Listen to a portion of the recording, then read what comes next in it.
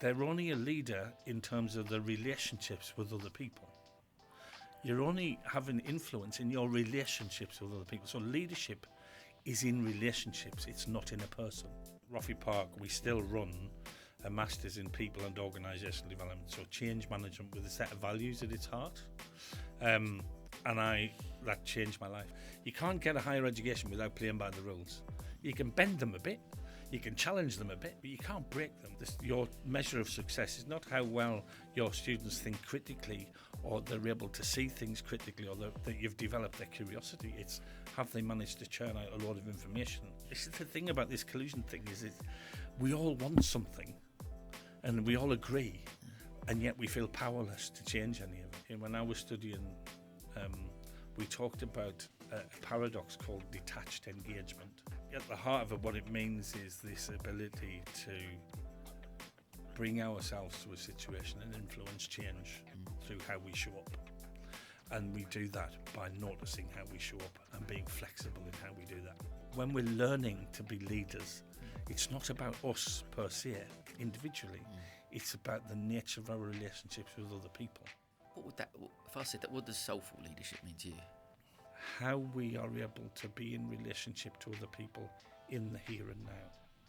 Because I think the beauty of human existence is in our everyday experience. When we meet human beings and we're able to, for want of a better word, love each other in a context where we've hardly met, and warm to each other and explore things with each other, engage with each other's curiosity in the here and now, that's what we're about, and that's soulful living, if you like, for me. Let go of the past, don't worry too much about the future, and be here means we can love others and allow others to love us better. And I think that's what success is.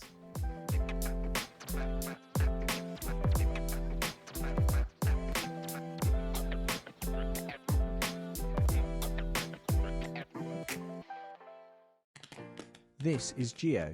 Geo runs a scarf company. Geo doesn't see the need for telecoms.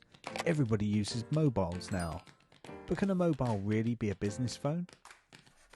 Geo is having coffee with a client, Gabby. Well, actually, Geo prefers acacia leaf tea. But what happens when someone calls? It could be a big new deal. Surely it would be rude to take the call? But many people hate leaving messages. They may just call a competitor instead. What can Geo do? The answer is simple. Turn the mobile into a business phone. With the Go Giraffe app, Geo can quickly transfer the call. Or, before the meeting, Geo can simply use the app to divert calls. No more missed calls, lost deals, or unhappy customers. Turn your mobile into a business phone today. Go Giraffe.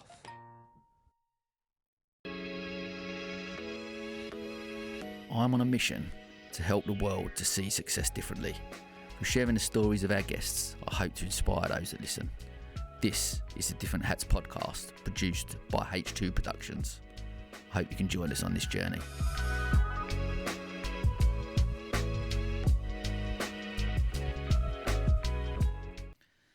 Okay, welcome to another episode of the podcast. Today I am joined by Dr. Graham Curtis, Director of Learning and Research at Roffey Park Institute. Graham, how are you? I'm really well, Sam. Really sorry. How are you? Mate, I'm very good actually. I've been really looking forward to this. I know we only met obviously recently, like a few months back, but it's been. But I remember sitting there having that chat with you initially when I was like, oh mate, let's make this happen and get you in, and here you are. So no, I've been looking forward to talking to you. I enjoyed our conversation last time. Yeah, amazing. Well, mate, look, as always with a podcast, I'm a big believer that everyone's story starts somewhere at the beginning, and I'm always keen to just tap into, I guess, something about your childhood and growing up that sort of shaped the person who sits in front of me today. So give us a little snapshot about that. Sure, no worries. It's really tricky when you're telling a story like that, isn't it? Because you can only see it through the lens you've got now. Yeah, sure. So it's hard to imagine what the little lad in Sunderland in the northeast of England was thinking then, because I can't remember, and I can only see him through my own lens now. But I grew up on through the 70s and 80s on a council estate in Sunderland, and it's hard to remember. Like there were no cars in the street. If you go back to the same street now, the street's full of cars. Every house has got at least 2 cars. You know what I mean? But I think there was one posh family about 3 doors down who had a car. They had an Austin Allegro, and they were the only family in the street that had a car, and nobody had very much. So we were the same as everybody else. But I grew up in a council estate. It was really big, built in the post-war kind of 50s. I remember somebody saying, at my summer holidays, and we were just talking about holidays, weren't we? Where we go, but my summer holidays were like you just went out to play. You know what I mean? You went out at about 9 in the morning and didn't come back till 9 at night. Your mother never knew where you were. There were no mobile phones. It was bliss in lots of ways, but we had very little, and I think the challenge was that there wasn't much ambition either. There wasn't much push to achieve. I remember. And I think my parents, well, certainly my mum and dad split up when I was very young. They had a really difficult marriage. So I was like 18 months before when they split up. So I don't really remember my dad. I remember my stepdad. I remember him being in the pub a lot. He liked to drink. So that was the kind of background that I lived in. But,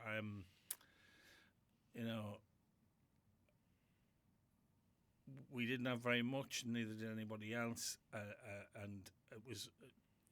The challenge was because my parents, or my mum, kind of grew up. Her parents were wartime people. The kind of the fear of poverty was the thing, I think. And I'm talking as me now. I didn't. 10-year-old me wouldn't have dreamed of talking like this. Yeah. But there was a kind of all-pervasive fear of poverty. So my mum's mantra was get a good job, preferably in the civil service or something like that, and keep it. And if it's got a pension, that's even better. That's kind of all you can expect. There was no drive to higher education or anything like that. So I went to a sync company. My school was the one that all the other schools sent people to when they couldn't cope with them. Do you know what I mean? So it was like, it was that kind of school. I did okay. I got reasonable kind of what they now call GCSEs that we called O-levels. Yeah. And then I went to look for work, and I was in and out of work, all different kinds of work. I did some awful jobs. I don't know about you, Sam, but I went between about 16 and 21. I was once a kind of wagon driver for a fruit and veg firm. I lasted a week. It was the hardest. If you're up at 5 o'clock carrying big sacks of potatoes around, I just wasn't built for it. So when you was there, like you said, that sort of upbringing? There wasn't. Did you have any dreams and ambitions when you was young? Did you think, I'm going to do? I'd like to do that. It's a really good question. I didn't really. I knew I didn't want. I think I knew I didn't know that I wanted to be where I was. Right. I wanted to escape. There must be more than this kind of feeling. You know what I mean? But I didn't have anyone around me who knew anyone even who'd escaped or done anything different or anything like that. It was just everybody went to the school and they stayed in the community and they did the best they could. So, there was a kind of. And I was always a bit different from everyone else. All the rest of my family played football. I played rugby. My 2 brothers were really good at fighting, which got you loads of kudos where I grew up. And I was rubbish at it, and yet I'm the biggest of the 3 boys, you know what I mean? So it was all a bit tricky. But I knew I wanted to, and there was a number of times I kind of got opportunities to go and do different things. I remember I worked for a clothing company, where they sent us to Southampton and Portsmouth to set up shop in offices and stuff like that. This was all really exotic for me, do you know what I mean? And so I knew there was a world out there. I knew I wanted to go and find out more, but I didn't know how. Yeah, and it took me till I was 21. I got a break, I guess. So I took the civil service. So my mum's dream was coming true. I took the civil service exam for direct entry as in what they call an executive officer, like the first line management kind of level. And they said I'd failed the exam, but they'd give me a job if I'd moved to London.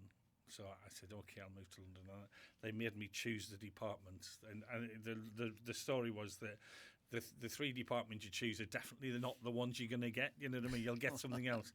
So I got they offered me a job as an immigration officer at Heathrow Airport. And I didn't know what an immigration officer did. I'd never really been abroad. I'd been once with the school, and I didn't have a passport. It was all on just paperwork. So I never saw an immigration officer before. I had no idea what job they did. And they said, be at Heathrow Airport in 2 weeks' time. So my mum bought me a suit and a couple of shirts, and my mate lent me 200 quid, and off I went. Yeah, 21. And I learned so much then. So I arrived at Heathrow Airport, having grown up like in this council estate, and went to this kind of, fairly uninspiring school. Although the school did their best, there were some fantastic teachers there. It was hard to kind of get any sense of ambition. And suddenly I'm arriving there with people who've been to Oxford and Cambridge, and they've been to different universities. They've got different education. They've lived in the southeast of England, or they've lived abroad. And it was an amazing kind of melting pot of people who all came because there was a big recruitment drive at the time, all about the same age, all about 21, 22, all arriving, and having to learn different things. I'd never been to a restaurant before. I didn't know what it meant to go out for a dinner. Do you know what I mean? And so I'm looking around, trying to work out what people are doing and how they're doing it, and trying to copy what they're doing so that I didn't stand out too much. And it's that not standing out too much or standing out that's interested me kind of since then. I've realised that, that my studies later on have been really interested in this. What does it mean to be different? What does it mean to stand out or not stand out, and how we work so hard not to stand out a lot of the time. Why is that in society? Do you think that there is that in us to not to maybe fit in and want to be part of? Is it the tribal type thing? We want to be part of something. We want to be part of a group. We don't want to stand out in that. We want to see what other people are doing. What do you think that? If I get a bit too theoretical here, you should say, right, Graham, that's enough of the theory. But I'm going to use a bit of theory to try and explain how I now understand it. Because this has been interesting me for years now. Sure. There's a French sociologist, philosopher called Pierre Bourdieu. And he wrote about this thing that he called habitus. And he described this as you're kind of born into a habitus, and you become who you are through that experience, that social experience of other people, essentially telling you how to behave, really subtly though, without actually saying it. You learn the rules, and the rules no one ever talks about. He called them silent traditions, and he said they go without saying because they come without saying, which means just suddenly these rules emerge in our relationships together. And if we break them, people start kind of giving us the nod and the wink to say that's not how to behave around here. So you kind of learn how to behave.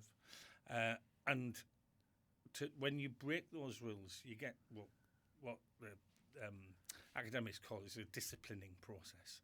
Discipline has a different meaning in everyday life. It's kind of you're being told off, which is kind of what we're talking about. But it's kind of being given indications with nods and winks and shakes of the head, just to very subtly, without even realising we're doing it, keep us all in line.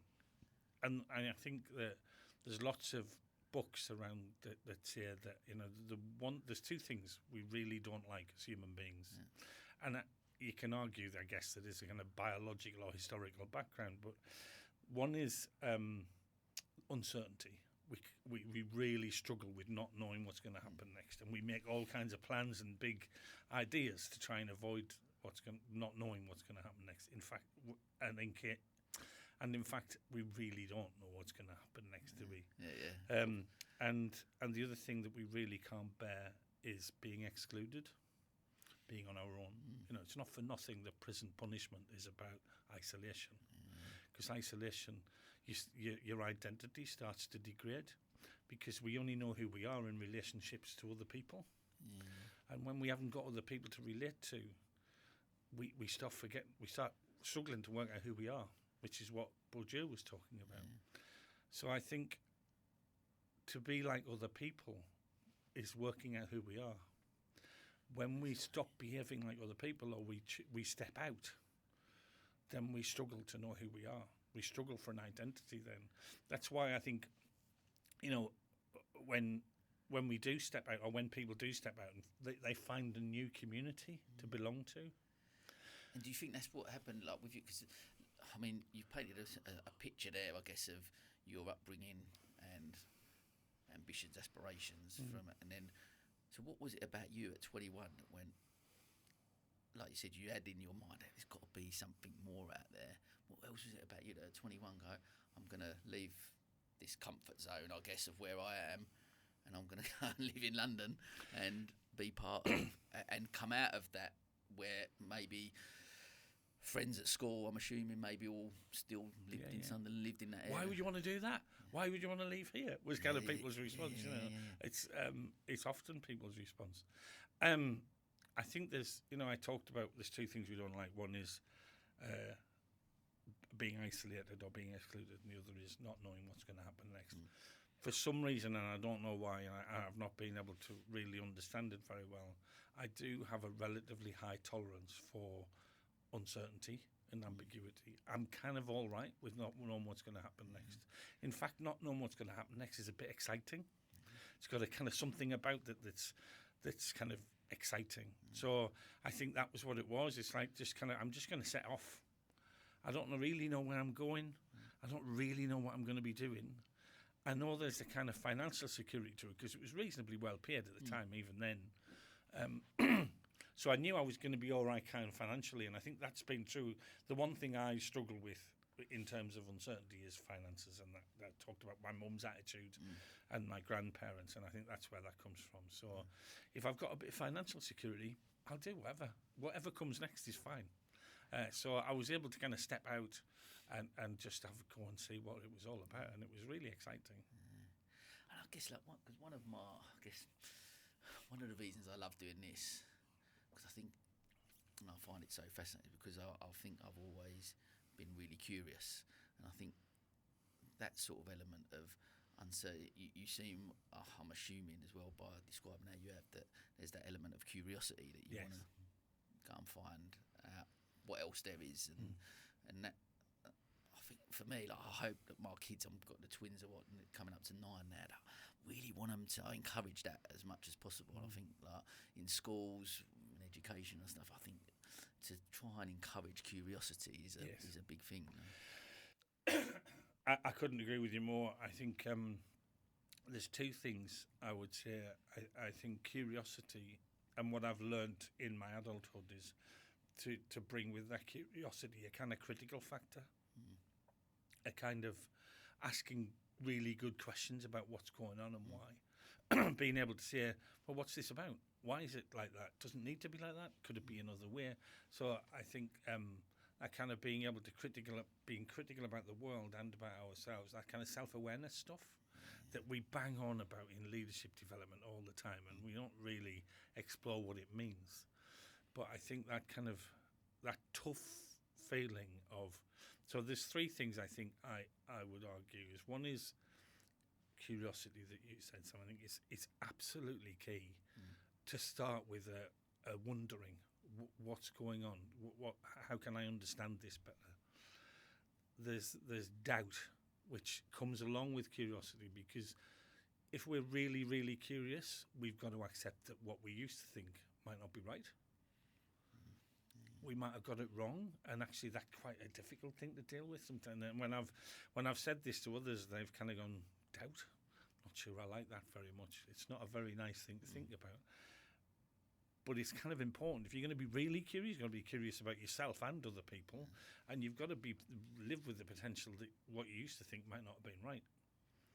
You know, when people ask, there's lots in the news at the moment about different issues around Islamophobia and stuff like that, and until we're able to look at ourselves and say, am I? And being able to cope with the answer potentially being yes, we're not really learning. So that kind of, those curiosity and doubt coming together is really important. And then the third one is the posh word for it in all the academic books is called, it's reflexivity. And I understand that to be a willingness to be changed by your experience. So your identity can shift by what you're learning. So if you've got curiosity and doubt and this willingness to kind of go, and now I'm going to be different, it's glib to talk about those three things. You kind of go out, they all make sense, and if you put them together, well, we can do this. And I think a lot of people do. They make that sound like a really easy thing to do, and actually it's really hard. It involves all kinds of difficult emotions like shame and panic and guilt and all kinds of other things, and actually loss. So when I've felt this a number of times. You leave home, and the home wasn't great, and I think this is true for a lot of people. Even if home's really quite bad, at least you know it. So even if you leave it and you're in a much better place, you're in a much nicer place, you're better fed, you've got a nicer house, you've got better cars, you've got a better job, and you can still miss the place that used to be, because it's your habitus, that Bourdieu thing. It's where you belong. It's that security, that security feeling, right? Feeling like you belong. Yeah. And one of the things that's happened for me, I think, over the years, and this was true, because Pierre Bourdieu, who I mentioned, he was from rural France, and he ended up in metropolitan France. He ended up being like one of the most eminent sociologists in France. And he could no longer belong back in rural France where he grew up. And he didn't feel like he really belonged in this metropolitan France either. So he ended up with a sense of not really belonging anywhere. And that's true for me now, I think. I kind of still can fit in when I go back to the northeast of England. I've not lived there for a long time. But I don't really fit in. There's nobody else got a PhD in where I come from. You know what I mean? If they did get a PhD, they didn't stick around, much like me. So I have to adapt back to what I know to be able to fit in. So I don't really feel like I belong. And then when I'm with people that I now work with, and I kind of feel a sense of belonging, but it's not who I am and who I grew up as, So there's this fractured sense of belonging and identity that Bourdieu definitely talked about, and I think it's true. So there's always this, even if it was rubbish, this longing to go back to something that you knew and got a sense of belonging from. And leaving that sense of belonging is really tough. People find that really hard. It's much easier to stay where we are. I've talked to my daughter about it because she's no longer. She grew up in the northwest. She now lives in Croydon. She's a school teacher, and we called it reaching escape velocity. Wow. It's a kind of, through education and experience, you manage to cope with the feelings, the tough feelings of leaving where you belong and finding somewhere else. It's so far. I find it really fascinating because there's so much that conversations I've had, and people who have maybe entrepreneurs and that journey, that there's the different personas that we potentially have. Yeah. We come up with some. When I the podcast called Different Hats.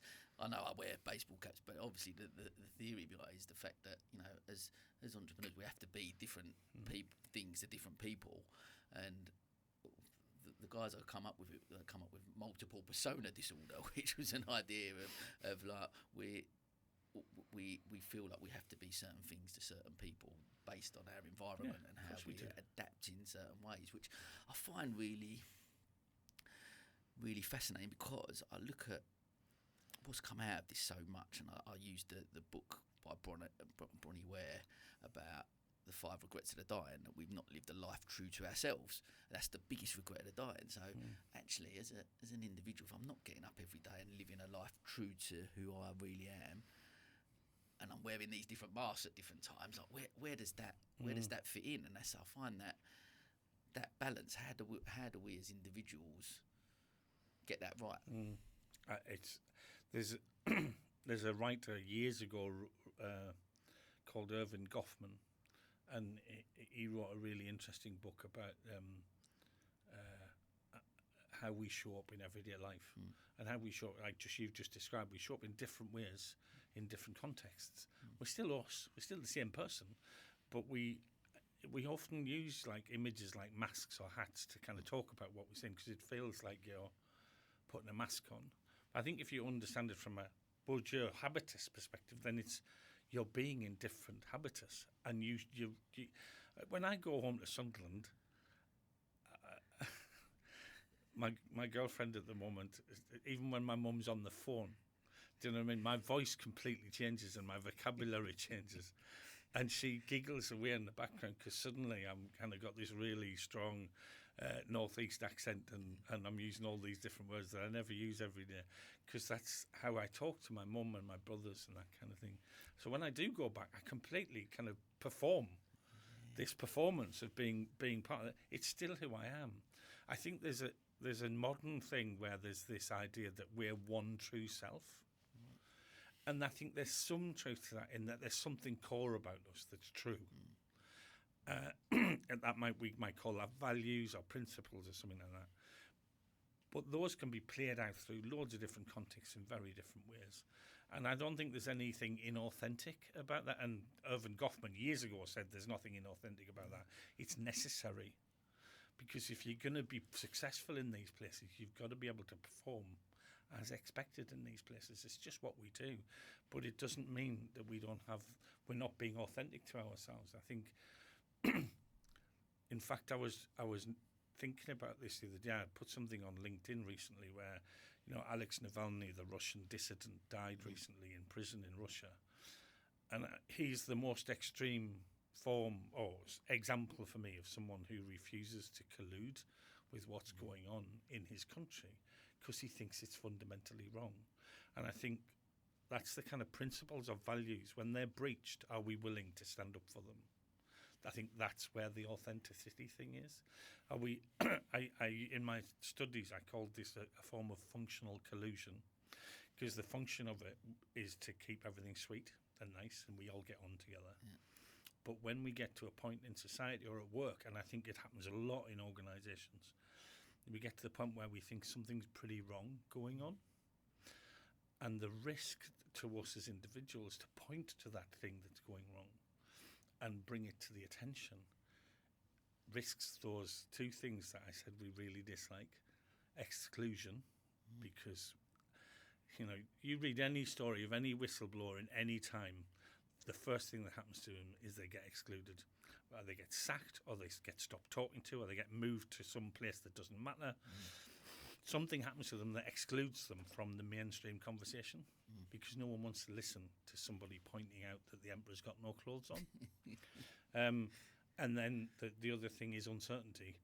While I'm playing the game, while I'm colluding with everyone, sometimes even without being aware I'm doing it, I know what's going to happen next. I kind of know what's going to come because it's the same as yesterday and the day before. Suddenly, if I start talking a different way and pointing to things differently, I might I don't know what's going to happen next, and it might be really scary stuff. So the pressure, and it's a relational thing. I talked about the nods and the winks and the shakes of the head. It's that stuff. It's kind of very subliminal, but there's a sense of fear of speaking out that comes with that.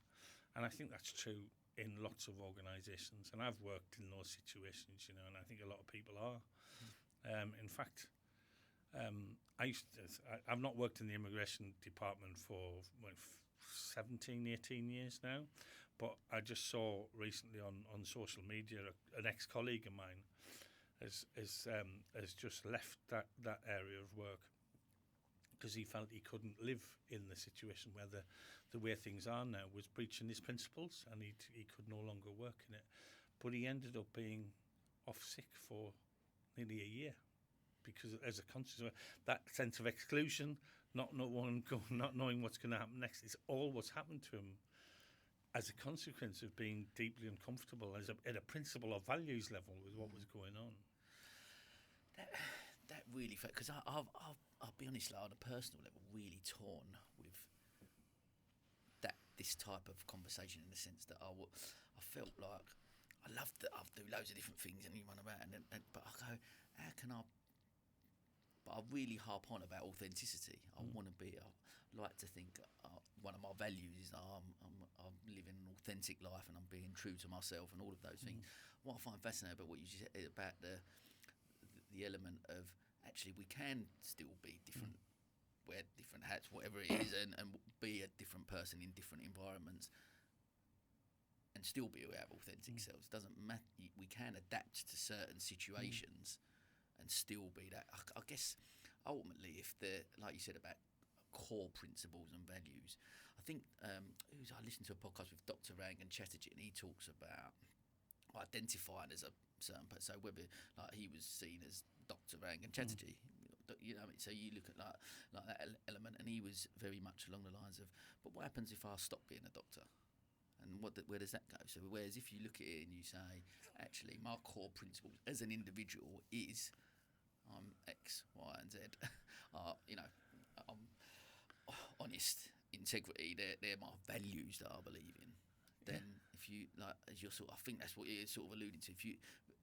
If you've got those core values, you identify. I'm not a father. I'm not a doctor. I'm not this. I'm not that. I am. This is the person I am, and I will adapt in those different environments.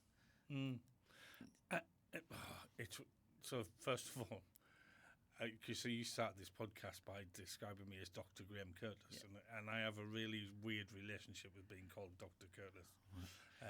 Because I don't really know. It's because I don't come from a background where people got PhDs. I've got this really kind of weird relationship with it. It makes me feel a bit odd when people use my title like that. Maybe there's a bit of me that doesn't quite believe it in some way. Imposter syndrome type element. Yeah, a little bit of that. I mean, I know I did it. It was hard work. It took 4 years, you know what I mean? But and a lot of it was great. I really enjoyed it. But I remember, you know, you're talking about the person whose podcast you listen to, and they said, what if I'm not a doctor anymore? It's one of the things my supervisor said to me as I walked out. You have this thing called a viva where you have to defend in person, in a conversation, your thesis with really clever people on the other side of the table who ask you lots of difficult questions. And I walked out and they told me I kind of passed, and I was, with some minor amendments to my thesis, I was going to be Dr. Curtis. And my supervisor, as we walked in, said, well, Graham, you'll always be Dr. Curtis now. There's no one can take that away from you. Even if you went to prison, you'd still be Dr. Curtis. I thought, that's a really interesting way of thinking about it. But yeah, I've got this weird relationship with it. But coming back to it,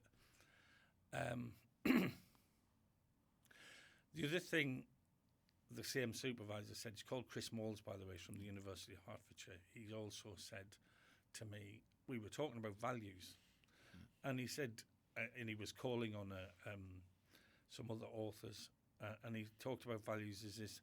He says, we talk about values as if we have them, when actually they have us. And what he meant by that, I think, is that we find ourselves reacting to things when our values have been trodden on or transgressed in some way. We only know they're there when something happens, and we go, "Oh, that I'm not happy with that," or there's some challenge here that I need to face up to. We don't tend to think about them much in everyday life, and we certainly don't kind of. Well, we do. There's lots of exercises in leadership development where people do all these kind of, what are your values? But I think we really know them when they're transgressed, because we get cross or we get upset or we're not happy in some way. And I think that's what he meant. They have us, because we find ourselves just responding in this way. And then we have to understand why afterwards. We don't think, right now I'm going to be angry because someone's transgressed my mind. We're just angry. Do you know what I mean? And yeah, I think that's when we find out who we really are, when those moments come up. Yeah, amazing. Well, to you mentioned obviously with the PhD and stuff. So, what was it then about service? When did you do the PhD? You obviously worked in immigration for that amount of time, but where did you then decide you're going to go on? So it's a great question. I currently work as the director of learning and research at Roffey Park, and it was at Roffey Park that the change really happened for me. Around about 2006-07, I did a leadership program. I did a leadership program based on Shakespeare, and it was using the text it was by a company called Olivier Mythodrama. Richard Olivier was Laurence Olivier's son, and he runs a leadership development company using Shakespearean text. And we looked at Macbeth, and interestingly, authentic leadership was what we were thinking about. And it was 3 days, and one of the parts of those days was some really deep kind of almost therapeutic. Well, it was kind of therapy that we were doing. And I had a bit of a revelation in all of this, and I thought, I don't like what I'm doing. I'm not sure I belong in this context of immigration and doing things to people that they don't want to have done to them. You know, having to tell someone who's travelled thousands of miles to the UK that they can't stay and they have to go home that day, which was really common. They don't feet don't touch the ground. They just, sorry, you're not eligible for whatever reason, whether you've got the wrong visa or you can't evidence that you're here for the reason you say you're here.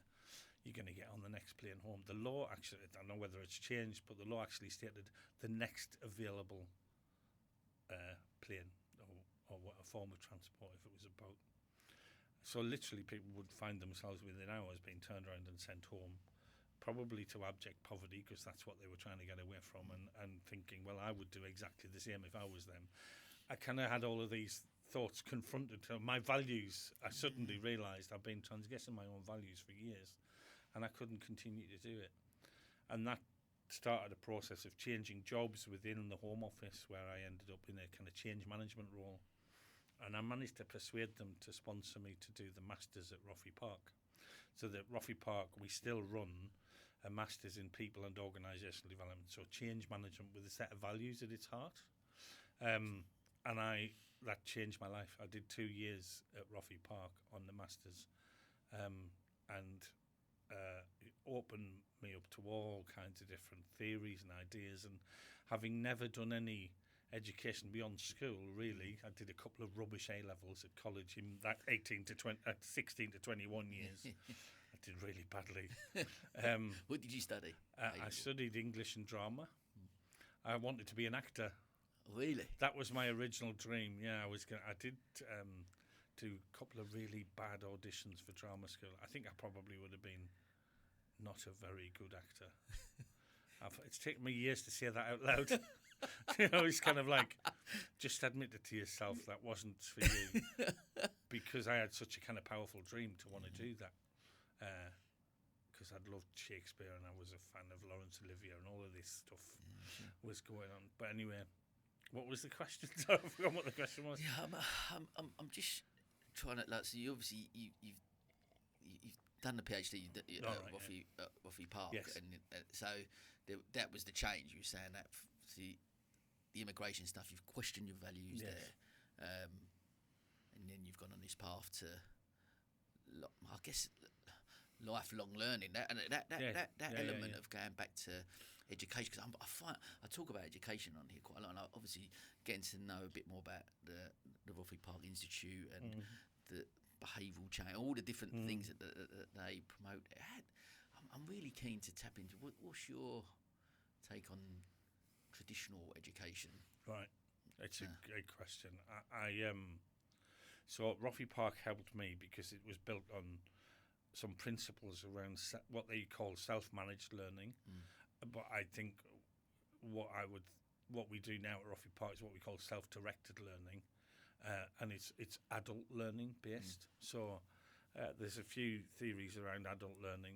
It essentially says that grown-ups will learn something if they see a value in it, or if it meets their need in some way, and they won't just learn from reading it from a whiteboard or reading it in a book. It's got to make sense in our everyday life and what we do. We've got to make sense of it in leadership terms or change management terms in our practice, and so we're learning stuff that means something to us in everyday life. And that's still true of our masters. And one of the things that I pride... So I came to Roffey Park Masters without a first degree. And I had to persuade them to let me on. They were challenging my commitment quite rightly. Are you really up for what you think, what we know you're going to have to learn? And I'm proud to say that we still look to help people without a first degree, but having been at work for 10, 15 years or whatever they come to they have a thirst for knowledge, they want to learn, they're curious, and we help them come to the world of academic study if they've never done it before. And we've got numerous students. We've just had 19 students graduate, and it's an online master's, so it's available to anybody in the world. It's fully online, which also means we can offer it at a reasonable price compared to other master's programs. So it's accessible and affordable to anyone in the world. And we now have students, and I'm so proud of this, is from across Africa, Australia, New Zealand, Singapore, India. And it's really exciting, vibrant community of people working together to get their master's programs. And they work in small groups to talk about how they're putting what they're learning into practice.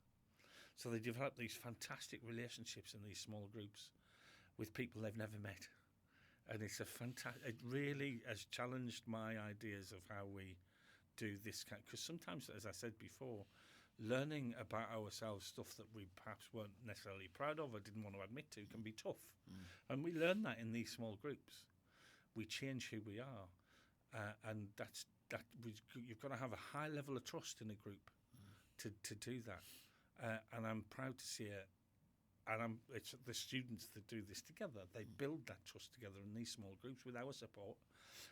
And they are able to do that kind of learning. And it's fascinating to see them do it. It was one of the students I was helping think about her dissertation. And she said, there's two people in these small groups. I've never met them, but I kind of consider them some of the best friends I have.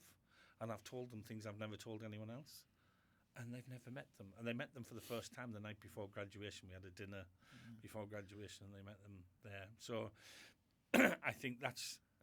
And still, and you can't get around this, higher education has its own habitus. So you've got to learn the rules. And you've got to learn to play by those rules. You can't get a higher education without playing by the rules. You can bend them a bit. You can challenge them a bit, but you can't break them. Thousands of years of history, hundreds of years of history has come to this point in higher education. So you need to learn how to read and write academically. You just do. And that's hard, and it's unavoidable. So our whole first module on our Masters is supporting people to learn or relearn how to read and write academically, because there's a set of rules that you've got to play by. You've got to collude with those rules for the function of getting your Masters. But okay, so and I'll get that. That's fascinating. That's obviously the path that you take and the route of what. But then let's take the learnings that you can take from that and the results that you get from those people. Is that something just that we can incorporate in higher adult education, or are the lessons we learn from there? And can you take that back to at school and learning from children? Because this is my how I gather from Roffey Park Institute and getting to speak to you a little bit previously and learn a little bit more about how you educate. Surely there's got to be elements of that we can take, because for me, our education system, the traditional education system where kids are at school, my kids are in it at the moment, slightly archaic in the way that we do things. It's a factory, isn't it? An exam factory. So my son is dyslexic. He's 22 now, and he's working for Manchester United Football Club in the kit room. I'm so proud of him. He's a really fabulous young man, but he really struggled at school all the way through because he was different, and they don't cope with different very well when there's 30 kids in a class and they've got to churn them through exams. And I think the focus on exam factories, which is essentially I think what schools are, and the schools are all measured on their success in exams. So if you're going to be a successful head teacher, your measure of success is not how well your students think critically or they're able to see things critically or that you've developed their curiosity. It's have they managed to churn out a lot of information? Have you managed to successfully feed into them a lot of information so they can churn it out in an exam later on? In my experience, when I was at school, and I don't think it's changed that much talking to my daughter, it is just about regurgitating information. It's not demonstrating how well you can think critically or how curious you are about the world. Or, I think there are, and I know there are educators out there looking to change this system. How do we change it? It needs to change it needs to change in a kind of whole environment. So I think if you've got a brave head teacher to demonstrate that it can be done differently, but they're still going to be judged by how well they deliver exams. So they can't not deliver the exams. Still got to do that. So you've got to build in, because the thing that happens to a head teacher if they don't do the exam passing thing is parents get upset and Ofsted start to arrive, and the head teacher's out of a job. So the need to collude with the getting the exams done is all you've got to be able to do that. And while you're doing that, I think you can also work with schools in a way that encourages that critical thinking, encourages them to think critically about what they're learning and think with curiosity about how things might be different. If we can do enough of that, if enough places started to do that, if enough head teachers started to do that, one of the students, one of the I'll just be clear, my doctorate was a professional doctorate, not necessarily a direct PhD. The difference is I was thinking about what I was doing at work while I was studying. That was what my studies were about. Mm-hmm. A PhD, you just study something for the sake of it. Yeah.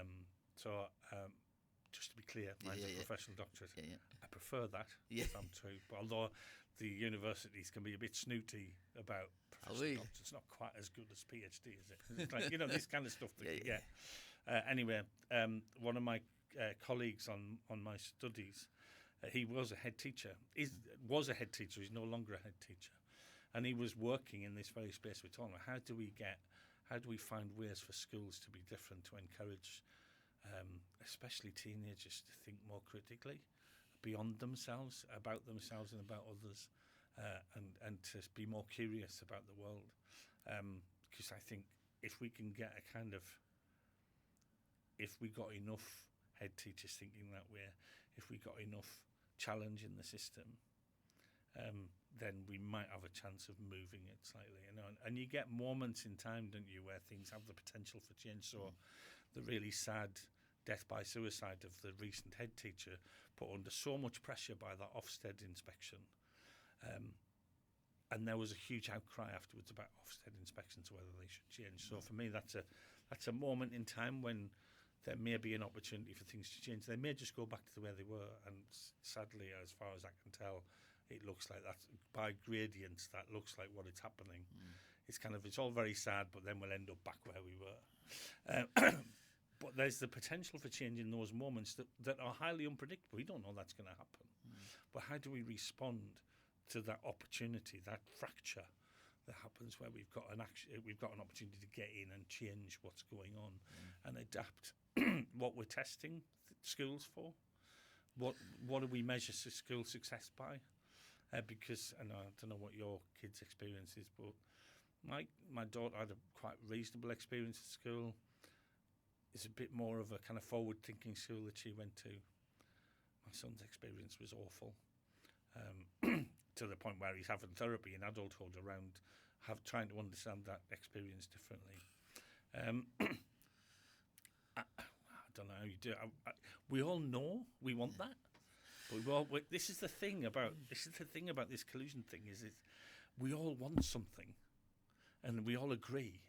And yet we feel powerless to change any of it. It's a really interesting phenomenon, isn't it? It really is. And because I talk about it on here.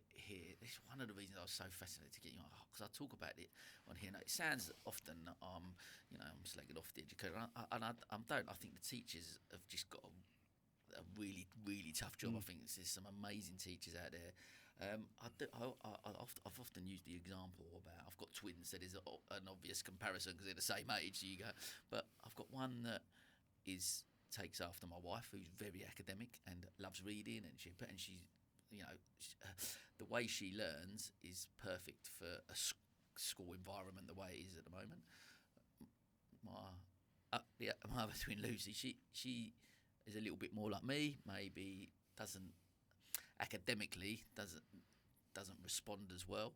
The school phoned us like a year or two later. Bear in mind they're only 8, so just as I was coming up to 7 over a year ago, phone, Lucy's a little bit behind, and I'm like, I really struggled with that because I was like, but behind where's the measure the measurement of saying where she's behind? Because as emotional intelligence, emotional awareness, creativity, those things. Honestly, her emotional intelligence is beyond mine almost. Yeah. So you go, but that's not measured at school. But because she has not responded to this curriculum and the way that they're teaching that curriculum, then she's labelled as a bit behind. And so her first experience within a school environment is that she's a failure. Yes. Or she's also different. Yeah. And risks exclusion. Yeah. So what happens to kids when they're different? So I think she's different. Yeah. She's not behind. Yeah. She's just different.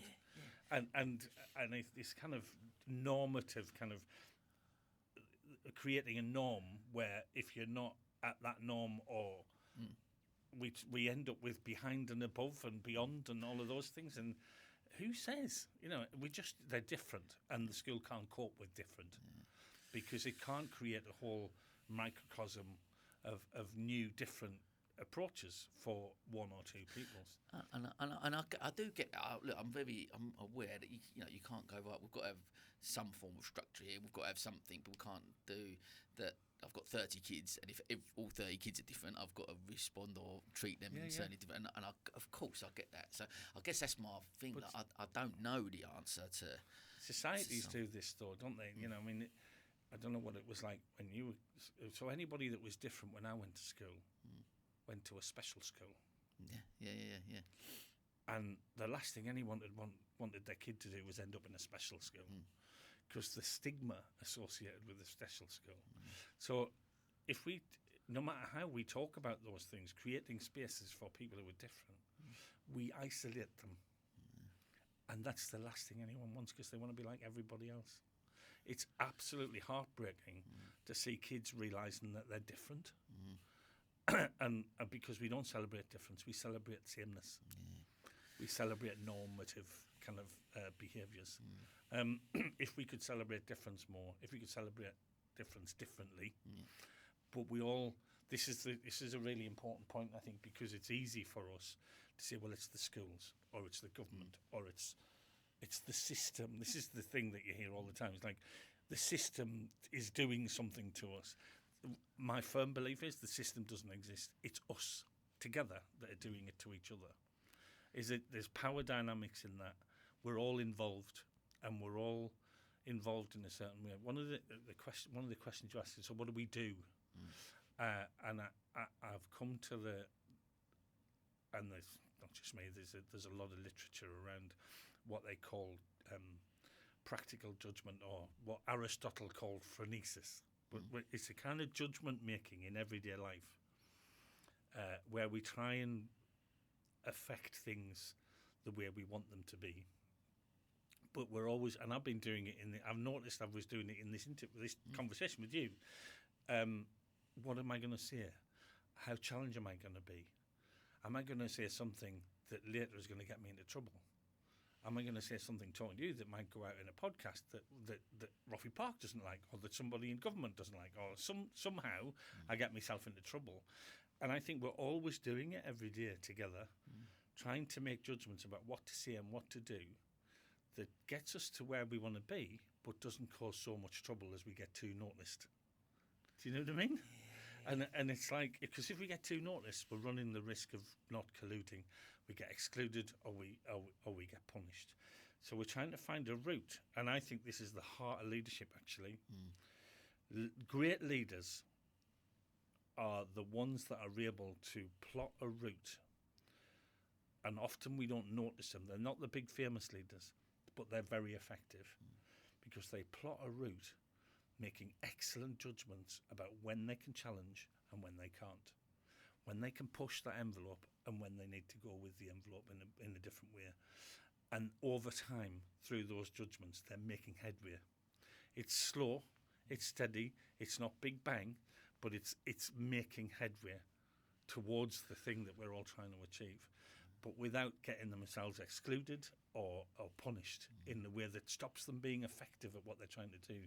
So if it's about being effective at what we're trying to do, it's about doing that in a way that's almost barely noticed, but it's getting the job done. And that's the real trick of leadership.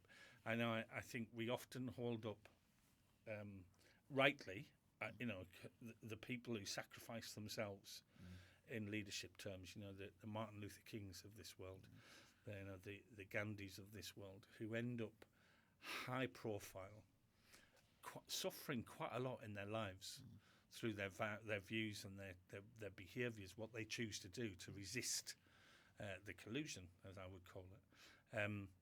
And quite rightly, we hold them up because they have affected the system. They have, Gandhi's effect in India was incredible. Martin Luther King's impact in America at that time, we might argue things have slipped back a bit. I don't live there, so it's not my job to give a judgment. But, at that time was highly effectual.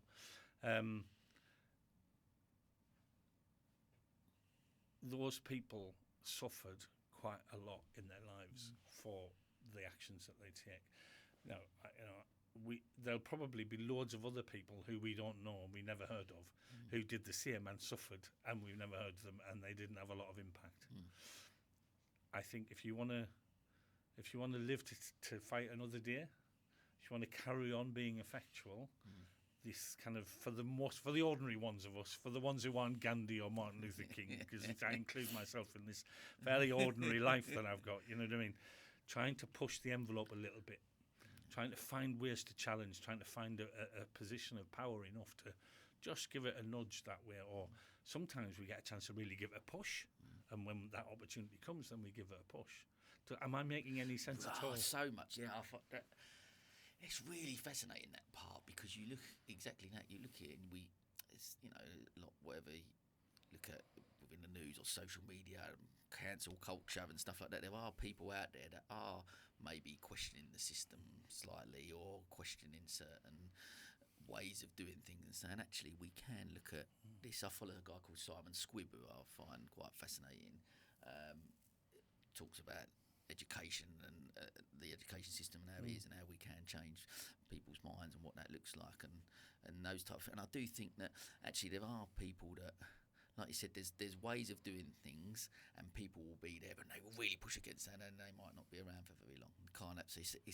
I think what you're trying to say is to have the maximum amount of impact. It's not to always be the loudest person in the room, but to actually analyse certain elements and choose when is the right time to say, and that's the key. And I think that's great leadership.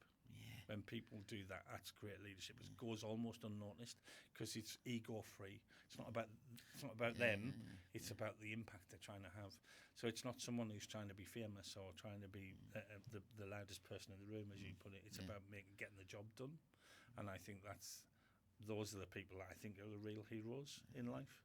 The people who have an impact and get the job done, barely even notice them, and they're the people who have real effect.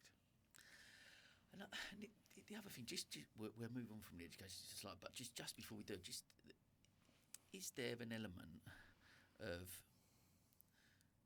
the curriculum, the way you mentioned earlier about academically teaching people how to read and write academically in certain ways. So, and I get there's got to be fundamentals that we learn at the school, but still, is there elements that we can teach people more about life? Because as adult learning, my understanding is you will, like you said, your whole doctorate was around based on your professional position at that time and your role and your job, so you can relate and stuff like that. Whereas where we teach at school now, does that relate to what real life is like? I mean, it's been a long time since I was there, and it's been a while since my kids were there as well. I think my understanding of the curriculum is probably not very much. They learn about historic facts, or let me ask. So exams now at school, right? In your professional life, since you've left school, when have you ever sat for 2 hours with a pen in your hand and written on paper? Oh, I haven't. No. So why do we ask kids to do it when they're 16? It's mad. Yeah. It doesn't bear any relation to what your actual work experience is going to be like. Yeah. You'd be better off giving them a scenario test where they've got loads of things to deal with and they've got a computer in front of them, and we're feeding them information where we're testing their ability to respond to different situations, because that's what work's like, isn't it? It's not sitting for 2 hours, unless you're a policy person in government or something like that. And even then, you'd be doing it on a laptop or a computer. You wouldn't be doing it with a pen and a piece of paper, you know. And it's in conversations with people. So, let's test kids' ability to have a conversation with people and their ability to be responsive in a group. Those are the things that get you on when you leave school. Not sitting for 2 hours getting a lump on your finger from writing incessantly about some historical facts or, some. I mean, I think there's also a place for knowledge for knowledge's sake, and for just love of things. So I love literature and theatre and Shakespeare and all that stuff. I didn't love it at school.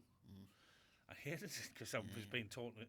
Since I've been able to go to the theatre as an adult, and my daughter has a similar love, so we go to the theatre sometimes together and we share things.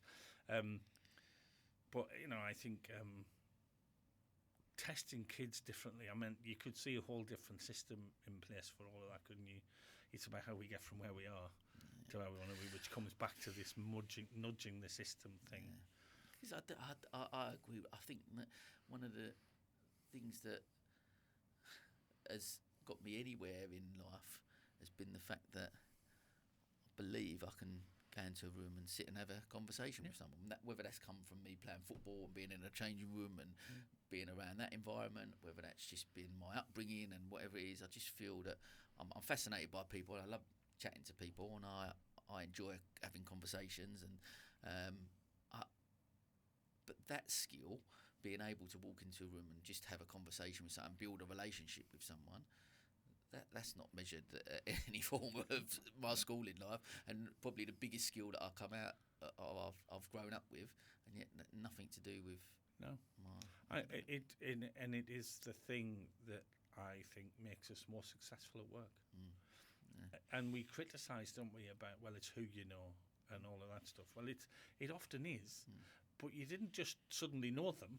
You've had to build a relationship with those people, haven't you? And that takes effort. And when we don't make that effort in a kind of scheming way, as you said, I'm the same. I just love finding out about people and being with people and being in groups and talking and working things out together and being collaborative and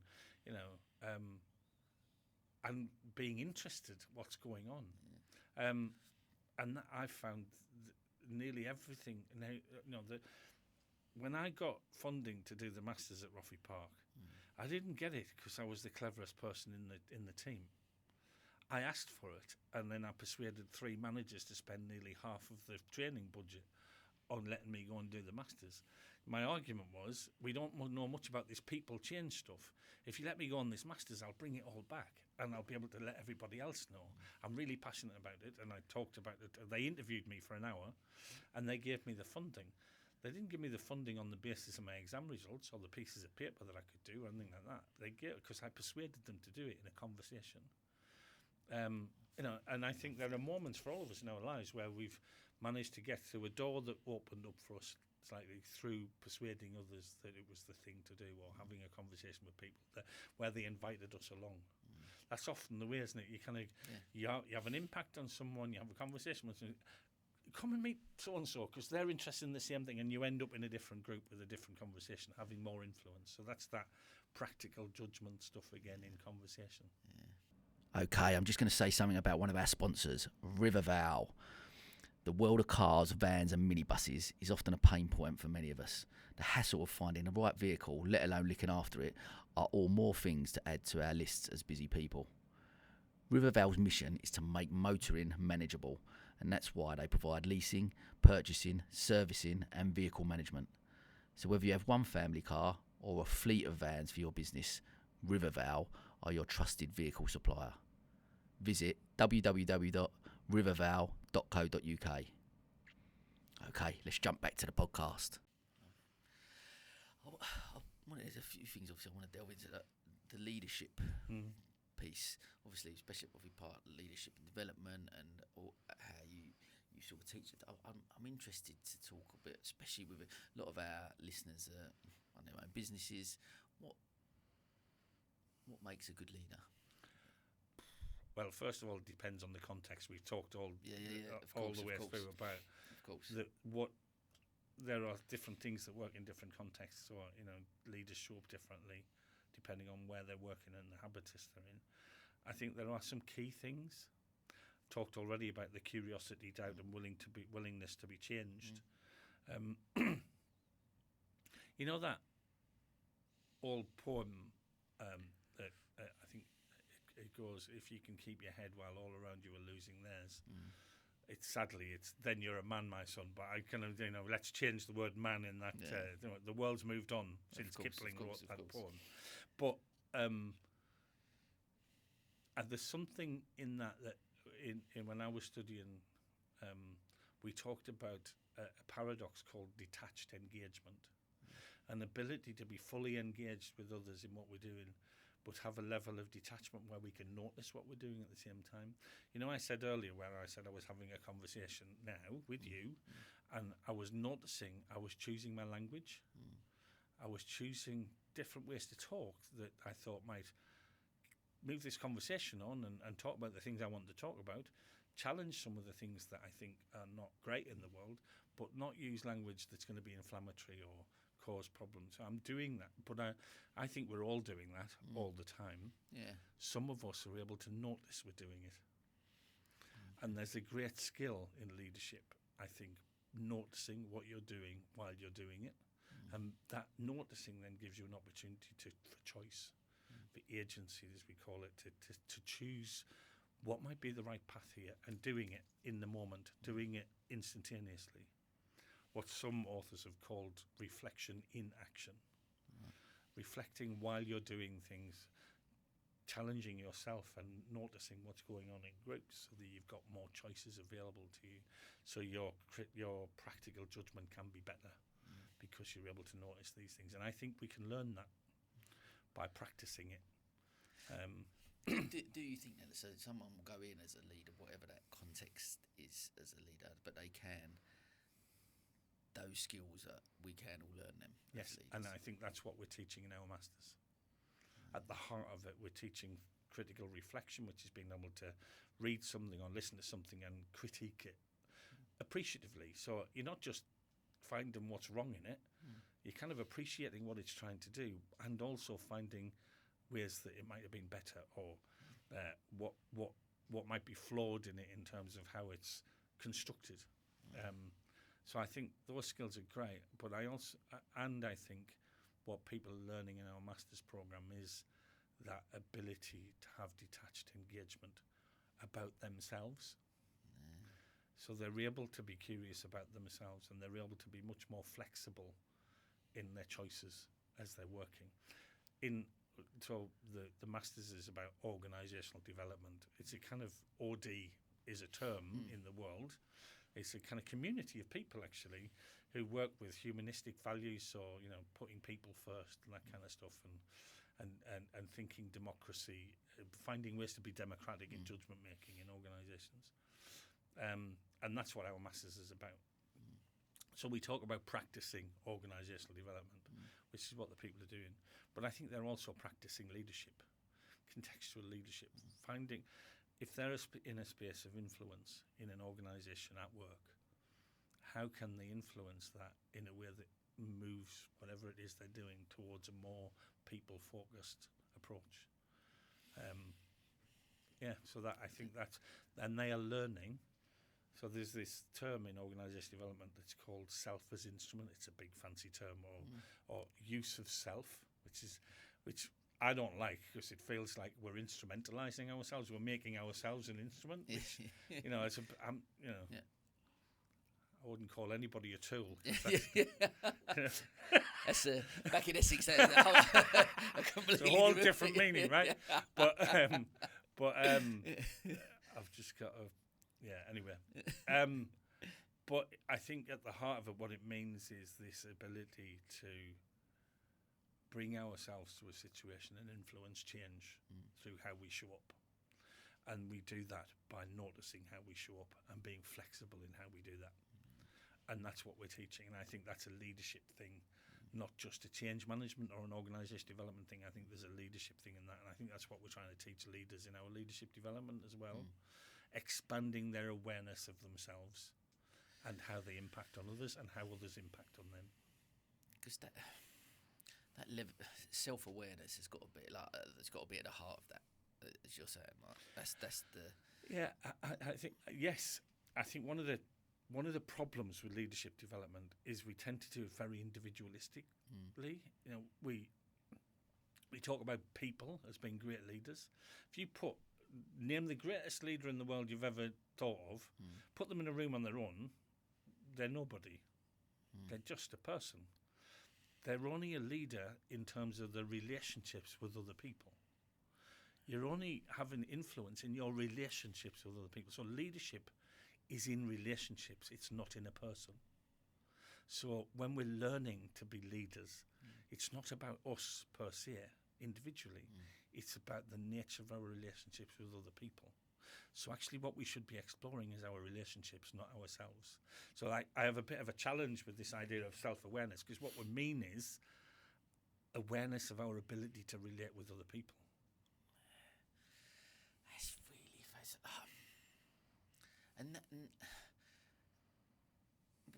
Where do you sit them in regards to those relationships we build? So as a look, again, CEO, managing director, whatever that title is that you've given it, where does that sit in relation to sort of like and I guess within education as well, and all of those things in relation to soft skills and being able to communicate on a different level and be more empathetic, and that, because those would not be the type of traits potentially. You know, you go back, I think things have changed a lot, but you go back over the years and a leader would not be seen as someone who maybe had those type of skills. But do you see what you guys teach, and have you seen a shift in that, and there is more? Give me your thoughts on soft skills being. I think it depends the environment we're in, and I wish it didn't, because I think one of the things we don't like as human beings is feeling at risk or feeling like we're going to be excluded or we're not going to know what's going to happen next. So there's a susceptibility in all of human beings for someone to come along and convince us that they can protect us from whatever's going to happen next. And the history of humankind is littered with people who promised you they were going to look after you and ended up doing quite the opposite. Or they look after you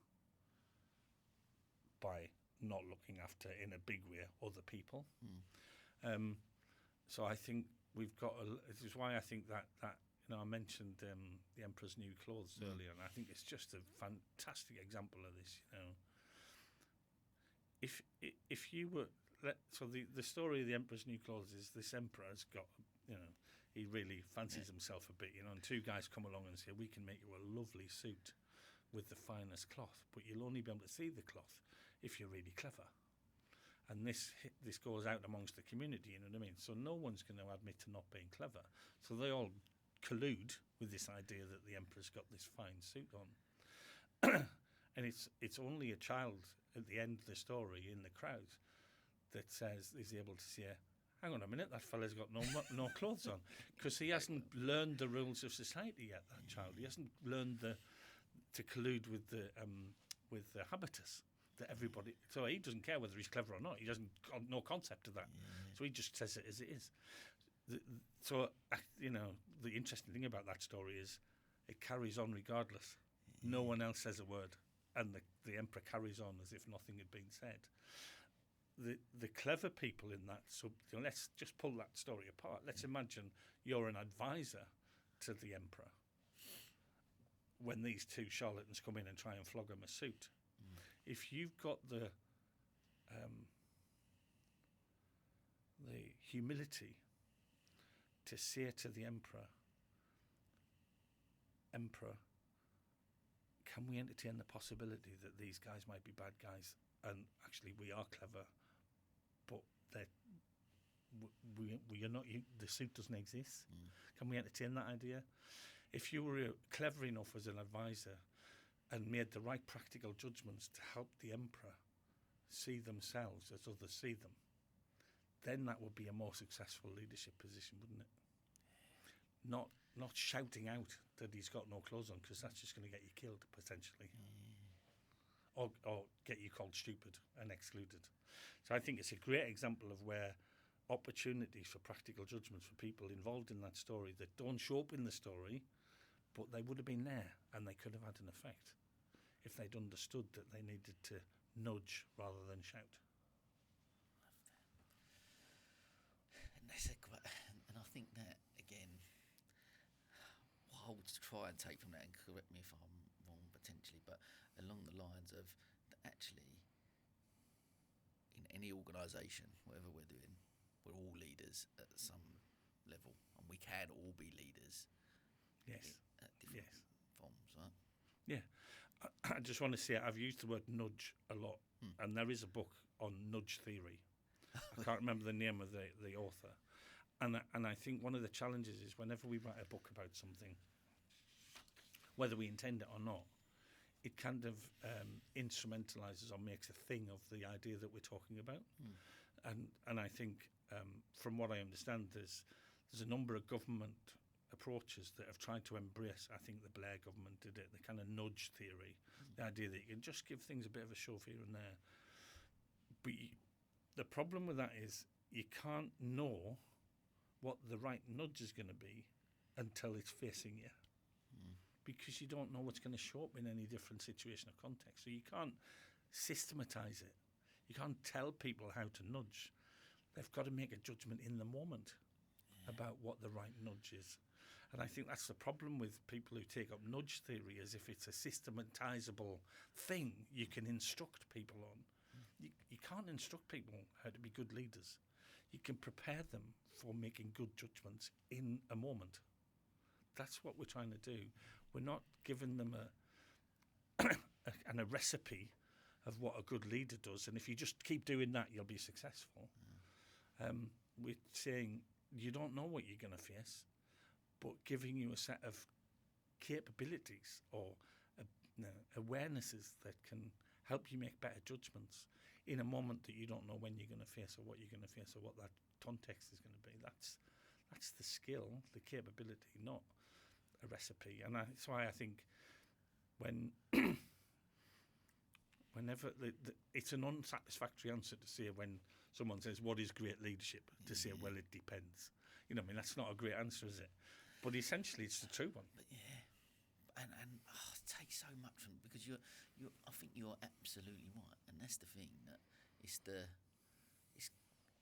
there can't potentially be. You can't go right. To be a great leader, this is the skill set you need. And that's it. If you, like you said, that is the recipe, as you mentioned, that is the recipe that will create a great leader.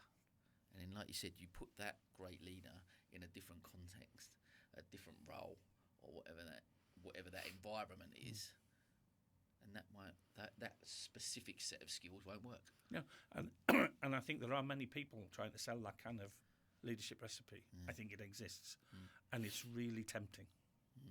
Because it's that person who's coming along and says, I can solve all your problems, just follow this recipe.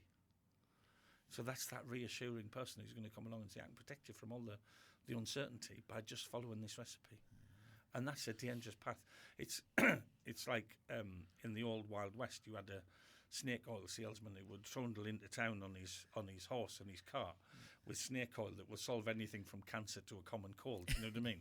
You just drink this bottle of liquid and it'll all be fine. They're snake oil people. I don't think they often know they are. Yeah. I don't think they've thought deeply enough sometimes about what they're doing. So they think there is a recipe. It's only when you can get over the hill of recognising leadership is about dealing with uncertainty and not knowing what's coming next, then you get over that and you think, well, actually, there can't be a recipe. So there must be some other way of responding to this that's more useful than not most of the time.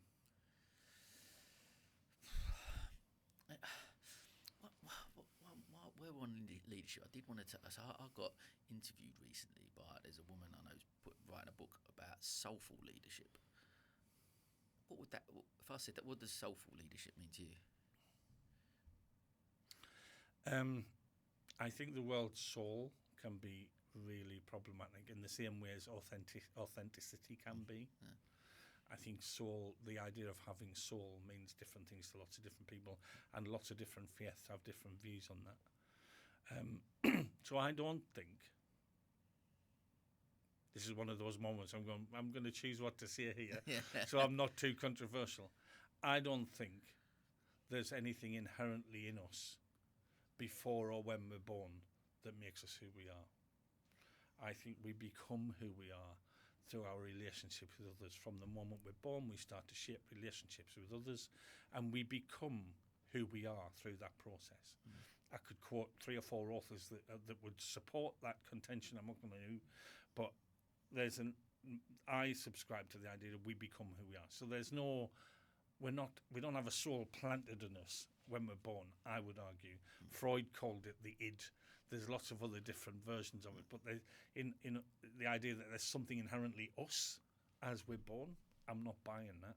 There's a genetic makeup which we get from our parents, and as you said, sometimes the way our brain works can be inherited. So I think my son probably inherited some of his difference around dyslexia from his mum, who was undiagnosed. She's hugely successful, by the way. She's a director in her own right and has her own master's degree. So it doesn't mean you can't achieve academically. But nevertheless, he would have inherited that. But he responded to it very differently. So he's going to take a very different path. So there's some nature in terms of the genetics we inherit. But how we respond to those genetics and to other people as we're growing up shapes us individually. So coming back to the word soul, I think I interpret that is how we are able to be in relationship to other people in the here and now. Because I think the beauty of human existence is in our everyday experience. Sitting here, having a warm feeling in a conversation with you. When we first met and we first had a conversation, it's one of the things that I really liked about our first conversation was, and I think you said the same thing, is there's a warmth in it. And that's when we meet human beings and we're able to, for want of a better word, love each other in a context where we've hardly met, and warm to each other and explore things with each other, engage with each other's curiosity in the here and now. That's what we're about, and that's soulful living, if you like, for me. So there's this concept of the living present,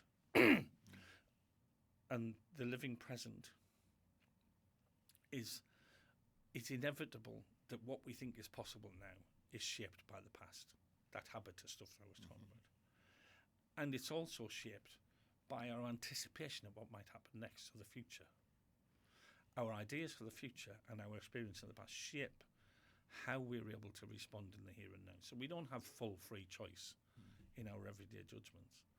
But the beauty of living and soulful leadership or soulful living is in the beauty of our relationships with other human beings in the here and now, in that living present. For me, that's kind of what I think we'd all agree on, that's the experience we're talking about.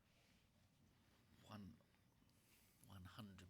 I'd love to have been able to articulate it in that way, if I'm being honest with you. That for me is exact. And one of the things I think that this has enabled me to do, by doing the podcast, has enabled me to do. Never had any interview training, never been, don't, just, again, back to curiosity, just find it fascinating. Love people and love the conversation. Something I've struggled with over the years, and running a business and you do, being in that moment. And I think we, as individuals, we strive to try and achieve that. And there's a lot of reading now. I've just read a book called 4,000 Weeks by Oliver Burkeman, which is around that and lifespan and trying to be in the moment and them type of things. I think what this enables me to is sitting in that moment. You're listening to that conversation, listening to what you're saying, not because I'm thinking I've got that next question I really want to ask, but because I'm listening to what you say, because I want to respond to that specific thing. And that, one of the reasons I get emotional, or I love this so much, is because this is a moment where I feel like I can be that. I can be in that moment. Similar to, like I said, when we had that first conversation, I said, the podcast is going to be very... If I just had a couple of cameras, we would have recorded it there and then, because it was that type of thing. You interact with someone and you build a relationship, and there's some form of connection there. And you connect on a different level, and enables you to be in that moment. And that, in life, is magic for me. And I meet so many people. I agree with you, by the way. And what gets in the way of that is preoccupation with your past, as in you've been injured in some way in your past that preoccupies you, stops you being here today. You get kind of paranoid about what people are saying about you, or think. I might get paranoid about what you're thinking about me, but that's based on my past experience, not of you, but of maybe my mum or my dad or my brother or something like that. So preoccupation with the past that keeps showing up and stops you being in relationship with other people, or a fear of uncertainty about what might happen next. So you're preoccupied with the future, which stops you being here and now. Either of those, or both. Stops you being here. So if you can be okay with what went on in the past, so it doesn't infect your relationship with people in the here and now, if you can just suspend your worry about what might happen next, we can be here. And we can be together and kind of work out what happens next together in this context, because we can't affect any other. We can only affect what's happening here. And there's so many things in life that militate against us doing that. Yeah, sure. Do you know, I'm rubbish at planning and knowing where I'm. It's almost to a joke at home, knowing where I'm going to be tomorrow. I don't know. I have to. One of the beauties of modern life is it's brought technology where I can check that in any moment that I need to, because my diary's there, my calendar's on my phone. If I didn't have that, I genuinely struggle with. I don't know what I know. There's a plan for tomorrow. I know I've got stuff to do, but I would need to check my calendar to see what it is, because I have no memory of it. I know it's there. I can have a vague memory of what it might be. I know there's something on Thursday that's quite important. But and the world doesn't easily let you be in the present, because there's all kinds of things you've got to remember. And there's certainly in society, there's certainly that element, and social media and all those things, where that message out there to be successful is to be productive. So if you're more productive, like if you've got a spare hour, don't just we find it. I find it very, very difficult to sit and not do anything. If I'm sitting there, I'm on holiday, whatever that looks like, I'm going to get up and do something, because I feel like I need to be. I've always, as a business owner, there's always something to do. So actually, I don't need to sit here and do nothing, because I can get up and make my business more successful. Do it, and there's something I'm learning. So again, back from these conversations, I'm learning so much more. Where I feel at my happiest is when I'm in the moment, here now, my happy place. I'm in the sea, whatever those times are where I'm in, and I crave more of that. But my message from my past and society tells me something else, and I'm trying to get that balance. And you can't just be in conversation with people all the time. No, of course not. There are things you do have to do to drum business up and get popular, and the world expects that of you, and you can't just do whatever you like whenever you like, and it's still true, even in the world we live in, that unless you make an effort and give yourself a kick up the backside sometimes. You've got to go and earn money, because you've got to put food on the table. The kids need clothes. The house mortgage needs to be paid for. All of those things are still true. So that's what we need to be planned. And we need to be paying attention to what went on in the past, because we've got stuff to do. Yeah, of course. But the more we can kind of pay attention to the joy of being present with other people while we're doing it, I think. And it's not either or, is it? No. There's so much in the world that creates this. It's one thing or another. And actually, most of it's in the messy middle somewhere. We're trying to find our way through. The messy middle is a much more interesting place than one over there or over there, isn't it? That's absolutely, that for me, you're absolutely right, because there's something about, again, reading that book about the 4,000 weeks and the time we've got on the planet, you sort of, it's that part of me goes, I love doing loads of different things. I love being busy and love doing them things. But then the other message is going, but you need to be more present. So you can't do that over there, and you must do that there. And you're like, and then you're torn inside, and you go, I'm striving for this, but I need to sit down and be still for the minute. And there's mixed messages, and actually, like, you're right. It's just my life is chaotic, and that's actually okay. And being in that and chaos. quite good fun sometimes. Exactly that. But being present while you're busy is possible. Yeah, sure. So there's nothing stopping you doing all the things you need to do, but being present while you're doing them, and also being able to put them down if the timing's right. Is the thing.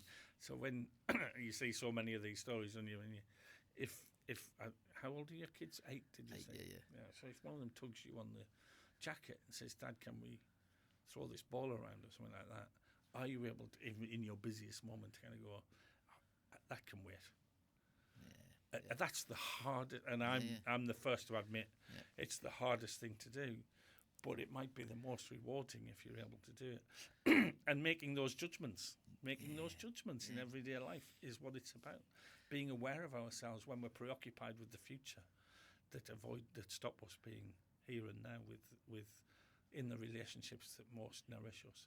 I love that. And there's something on that exact thing. There was a guy. Podcast episode just come out on Monday, and the guy I spoke to about that, he told me this story about there was a study done about, and they asked a load of kids, they wrote a letter to Santa about what they want. So I want this, and guitar and bits and pieces, and then there was another letter, and they wrote to their mum and dad and said it was, I just want to spend time with you. I'd just like to spend more time with you. And they asked the kids what letter they send, and every single one of them said they'd send it to their parents, their mum and dad. And it was holding a bit of a mirror up to me when he done it, and I got a bit emotional about it. I was like,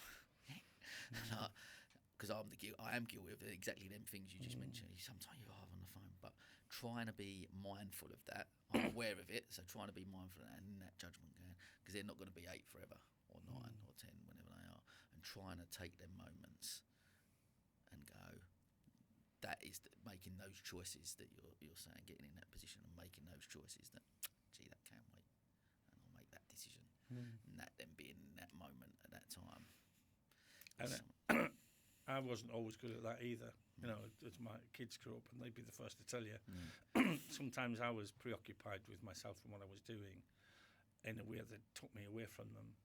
You know, and without going into too much detail, it's true now. We're trying to find a new way to live together, and sometimes, as we move on and as we do different things, our relationships break down, and that's part of life, isn't it? You know, life doesn't offer us a painless existence, and it doesn't mean we'll never cause pain to others.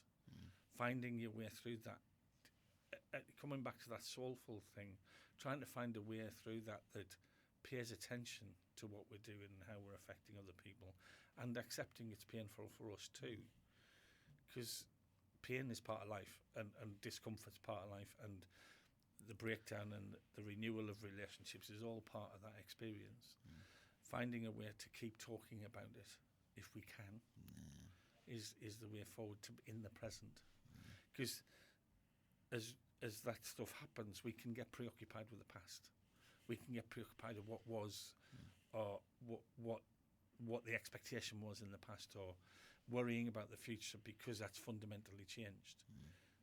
But if we're in the here and now and we're saying, how can we relate together well through this process, through this experience?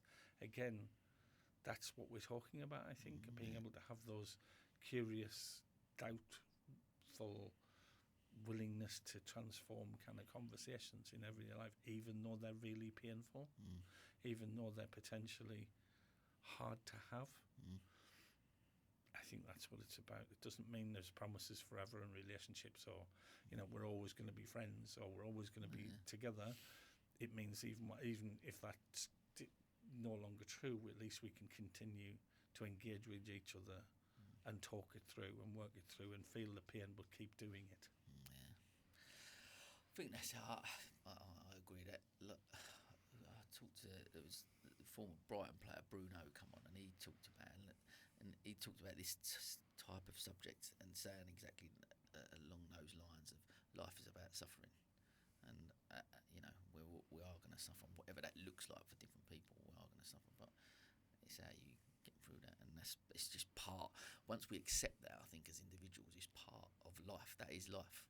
Yeah, it's suffering, it's joy, it's pain, it's everything. Hilarity, it's sadness, it's all of those things, and they're all part of our unique experience of the here and now, and it's like paying attention to them, give them the attention they deserve. Those feelings, those experiences, those relationships is what the beauty of it all is, and it's all of those things.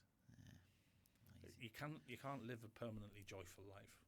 You wouldn't know that was a joyful life, would you? Because you wouldn't have anything to compare it to. I think that's it. It's that, isn't it? It's that balance between, again, life is just the whole experience of those different emotions, and it's just accepting those emotions when you're in them, and that's okay. Like, it's okay to actually feel a bit shit sometimes, and of course that's okay, and accepting it, understanding it, and I think like a lot that you mentioned about the looking at the future, we do, as a natural human condition, to worry about the future. But who is it? Someone mentioned to me, there's a Mark Twain quote, I think, where he says that I'm an old man who's suffered many times, many things that actually didn't happen. Something like, I've got that completely wrong, but it's something along them lines where I worry about things that have never actually happened, and we do spend a lot of time worrying about things that will never happen. There's the word fear, which is essentially about what's going to happen next, is actually an acronym of future events appear real. Do you know what I mean? I think that's quite neat, isn't it? I think my daughter first said that to me. Wow.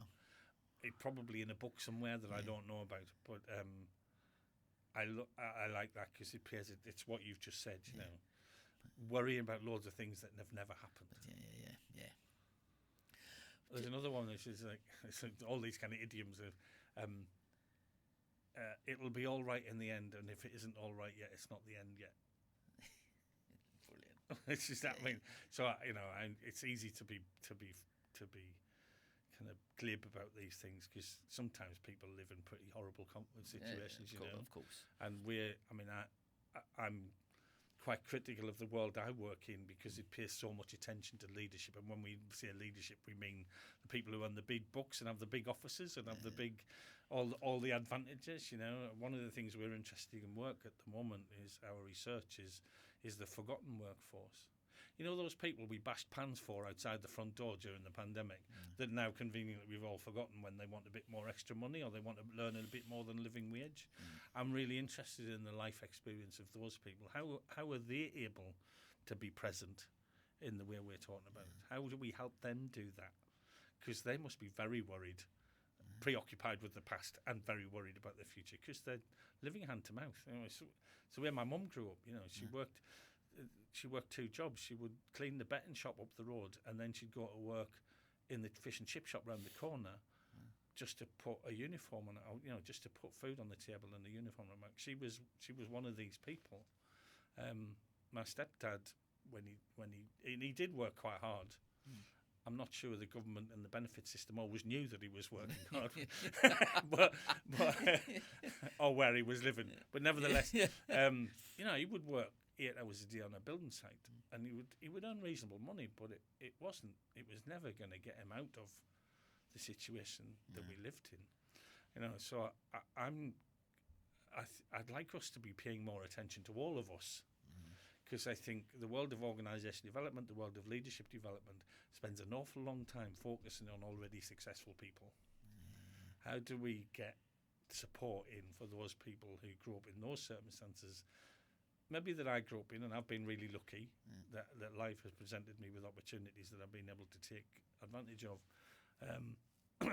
How do we support those people to achieve whatever it is they want to achieve? It might not be to escape or to get higher education, but it might be something else. And I'd love us to pay a bit more attention to that and how they can be more in the moment or here and now or whatever it is that we want to talk about. You mentioned there about being lucky, like you've come out of that environment and you've got to where you are now. Is there an element of luck to that? Do you feel? Of course it is.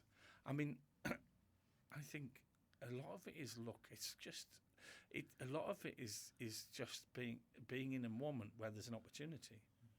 You've got to be open to those Yeah, opportunities. Right? then that's the skill. To notice there's an opportunity, to be able to. So when that door opens for a fraction, for a few seconds, having the courage to step through it, because you don't know what's on the other side of that door, and having the ability to persuade people to let you step through it, or to give you a hand getting through it. So there's something in that that's about us in those moments, but also it's huge. I like that moment when someone was able to, I was able to persuade them to fund my master's degree. That was a fleeting moment, because that team didn't exist 6 months later. All my promises about bringing it back to the team, that team was disbanded and everyone worked elsewhere. But I'd secured the funding for my master's. The door was open for a few months. At the right time when the master's started. So the master's started in February. I found out about it in the November. I persuaded them in the December, paid the fees up front, and then on the February I was in the master's. By the July, that team didn't exist. If I didn't, and it was an annual intake every February. So if I hadn't done it that February, I can't imagine any time before then or after then I would have been able to persuade someone to fund me to do it. In fact, I asked the director of learning and development for the whole department to pay for the masters, and he said he didn't have the funding for it, even though he supported someone else in his own team the next year to do it. So it's all about relationships. Who you know, the kind of relationships you have with them, and whether they're willing to support you to get through that door. What's your take then on luck? So I am a believer that you've got to. You could do. There's part of it that you create your own luck. There's a right time, right place. We open to opportunities. Yes. There's different people's the whole half glass, half full, half empty. If you're it's full, then you're open to those opportunities. I think that's never going to happen to me. Blah, blah, blah. Do you think the people in this camp, the half empty camp, can change their behaviours to have that mindset shift? Do you think there's an ability to change that mindset shift? I mean, fundamentally, yes. I think we can, because often, well, first of all, supporting people. I mean, and the other thing I would point out is that's an either-or thing. You're either one or the other. Yeah. Most of us are in one camp or another at any time in any day, you know what I mean? Sometimes I'm in the half-empty camp and I feel a bit miserable. Sometimes in the half-full camp and I'm like, we can do this. Yeah. Different moments in different days, in different times, different weeks, So I think we're all able to be in one camp or another. Yeah, sure. Are we able to notice when we're in one camp or another? Yeah. That's the thing. So if I'm in a moment when I'm in the half-empty and it's all horrible and it'll never work, and can I notice that I'm doing that? And in noticing that I'm doing that, can I have an effect on how I'm feeling that moves me to a more optimistic place? That's the skill. It's not a shift from one to the other, because none of us are in one of those places all the time. How tedious would you be if you were always in the half-full camp? You'd be annoying as hell, wouldn't you? Yeah. So, I think we're all in one place or another. It's usually the messy middle. How can we notice whether we've got a tendency to think it'll never work, and then challenge that critically for ourselves and say, well, will it work? Are there ways in which I can do things that will push me a bit towards it working? Because that gives us choice. When we're in my it'll never work camp, we've got no choices then. We haven't got a lot of choices in thinking it'll always work either, because we're not giving ourselves the agency that we need to be active to make this stuff work. It's so fascinating to me, and so much of it is all come back. Every subject we've touched on or we've gone down, it's still everything just comes back to the choice we make in that moment. I agree. I think it does. I think being being aware of ourselves and others and our relations with others in the living present is what it's about. And there are hundreds of books offering recipes for hundreds of things. And I think it boils down to some fairly basic principles of being aware of ourselves, our relationship with others, how we're impacting on other people, how they're impacting on us, and working with that. And, all of the other complicated stuff we're doing in our lives as well. And there's loads underneath that, but essentially it boils down to that principle of paying attention. Mate, we're coming. There's a last couple of bits I want to. I've got. You know what? I think I'm going to have to get you back on for another because my brain has just gone off. I want to talk about this, and there's so many. I'm having a great time, man. This is a great conversation. I'm enjoying this conversation. It's amazing. I'm trying to think about whether because I have a tendency sometimes to be a bit theoretical, and it gets into a place where it's all a bit abstract, and I think it's really important that we make sense of it in the reality of our experience. So. If I am kind of flying away a bit, then let's try and find a way to bring it back. The lucky thing with me being me, I guess, is that I come from a very layman's perspective. I think. Yeah. With not putting myself down too much, but I can go. So my point is, if I can understand and come, I think we're winning. Okay. But I think like the one. We talked a little bit about. You mentioned fear a little bit earlier, and I think one of the things that so many of us stop us from doing certain things, and we've just alluded to half glass full, half empty mindsets and those type of things, is around the failure concept and fear of failure and what that looks like. I'm always just interested to tap into what your relationships like with failure, what challenges you faced or failures you've had in your career, or what. Talk to me about that. Talk to me about your relationship with failure. What does that look like? It's a really good question, Sam. I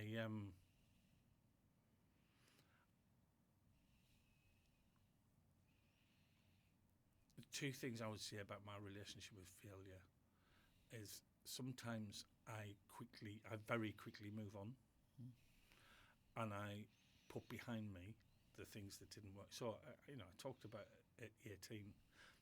That's not true, by the way. So what I've just said isn't true, because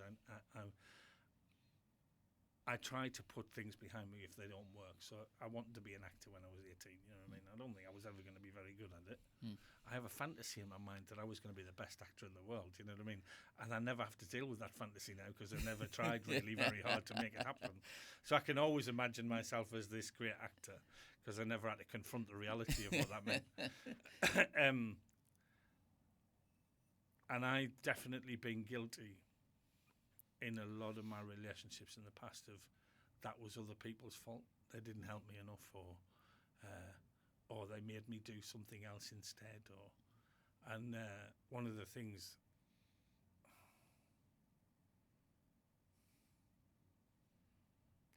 I'm about to.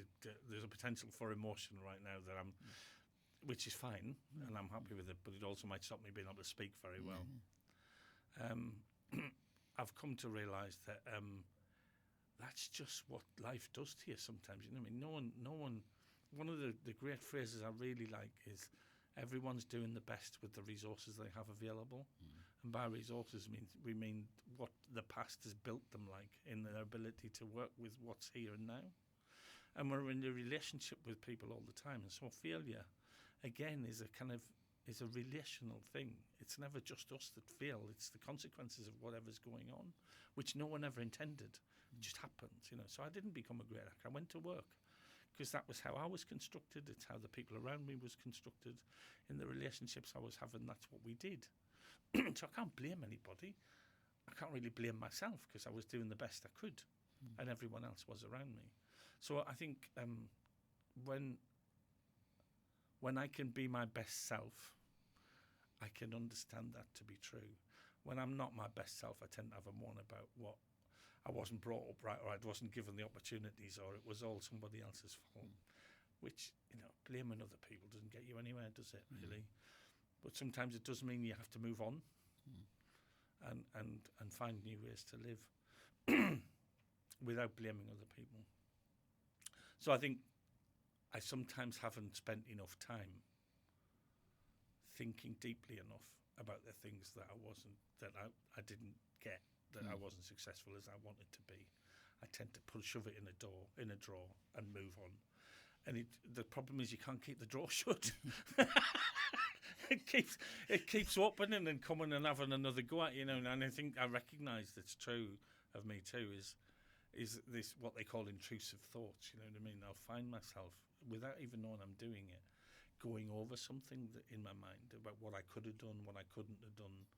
And that's what I mean by preoccupation with the past, because we're reliving a moment. And I don't know about you, I think it's reasonably common, that kind of like that argument you had or that moment that happened in the past that upset you. It starts playing again in your mind without you choosing. It just starts doing it, and your body starts to react, and the adrenaline starts to go, and suddenly you find yourself being in this kind of tense feeling, and I'm telling a story in my mind about something that I can't do anything about anymore. Preoccupied with the past, finding ways to let that go is really important, and it's really hard work. And I still, it's an everyday kind of practice of trying to notice when I'm doing it to myself and letting it go, because that's stopping me being here and now. So I think I have that.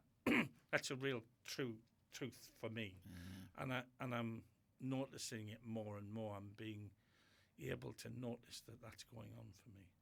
Sometimes I can't stop it as well. Sometimes it just keeps going. It depends how tense that feeling is and how present it is in the now. That's so failure. Again, that's kind of one of those, you're either fail or you're successful, most of the time. We're kind of relatively successful, and there are bits of it that didn't quite work. It's that messy middle again.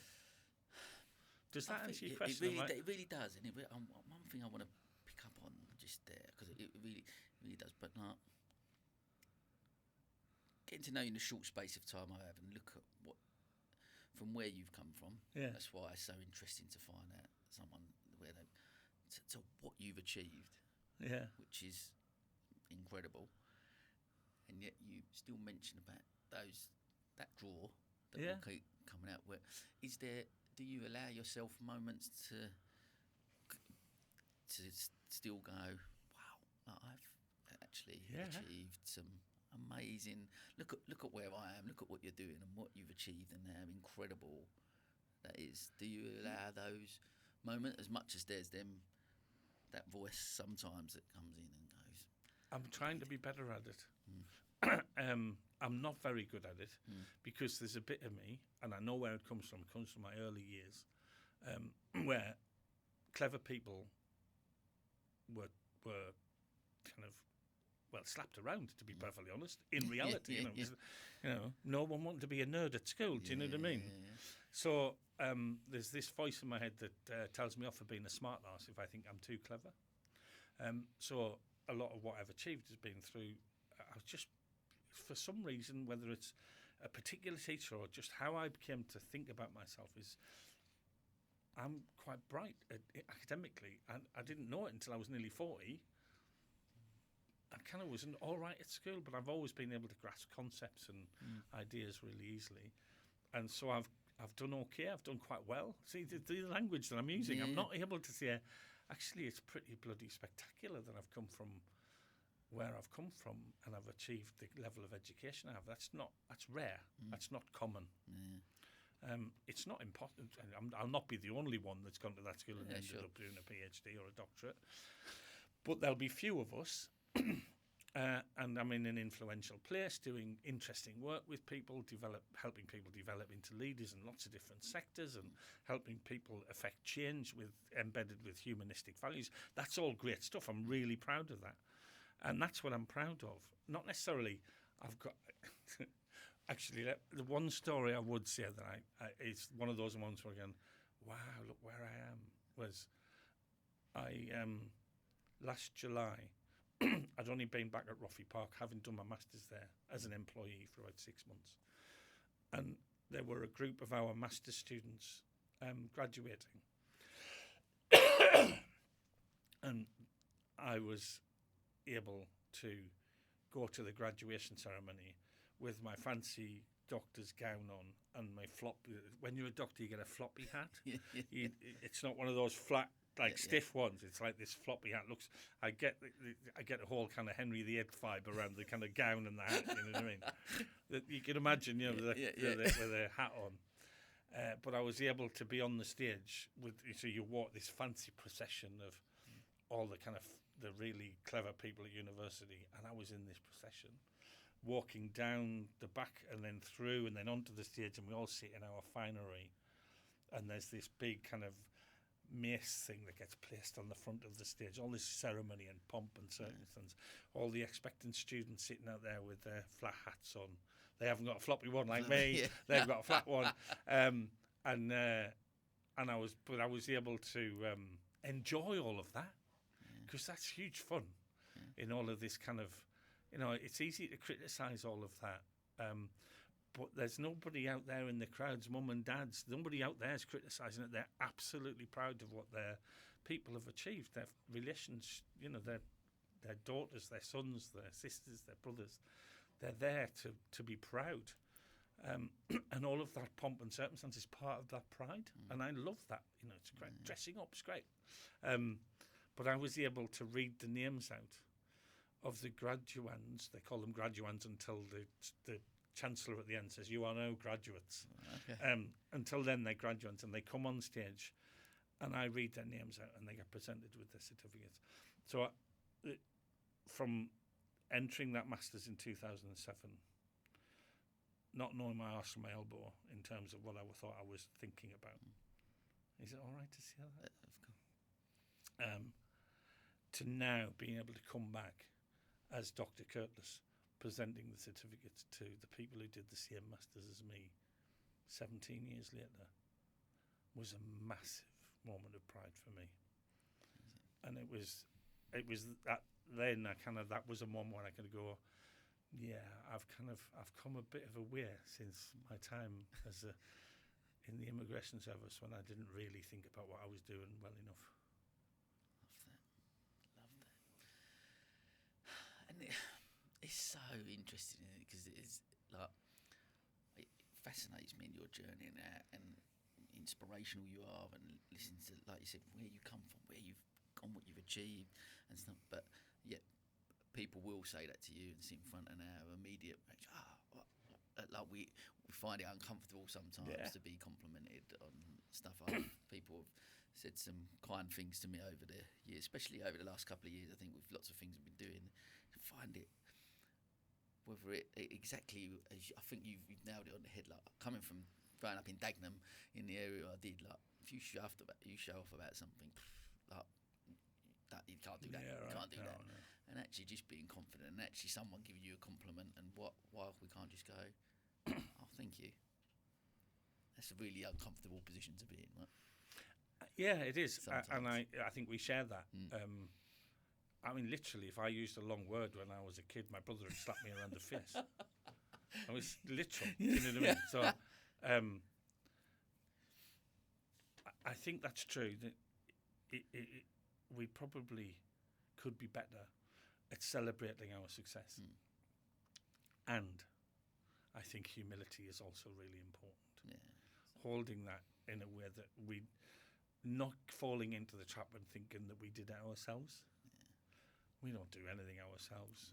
We're always dependent on the people around us to support us, whoever that is at that time.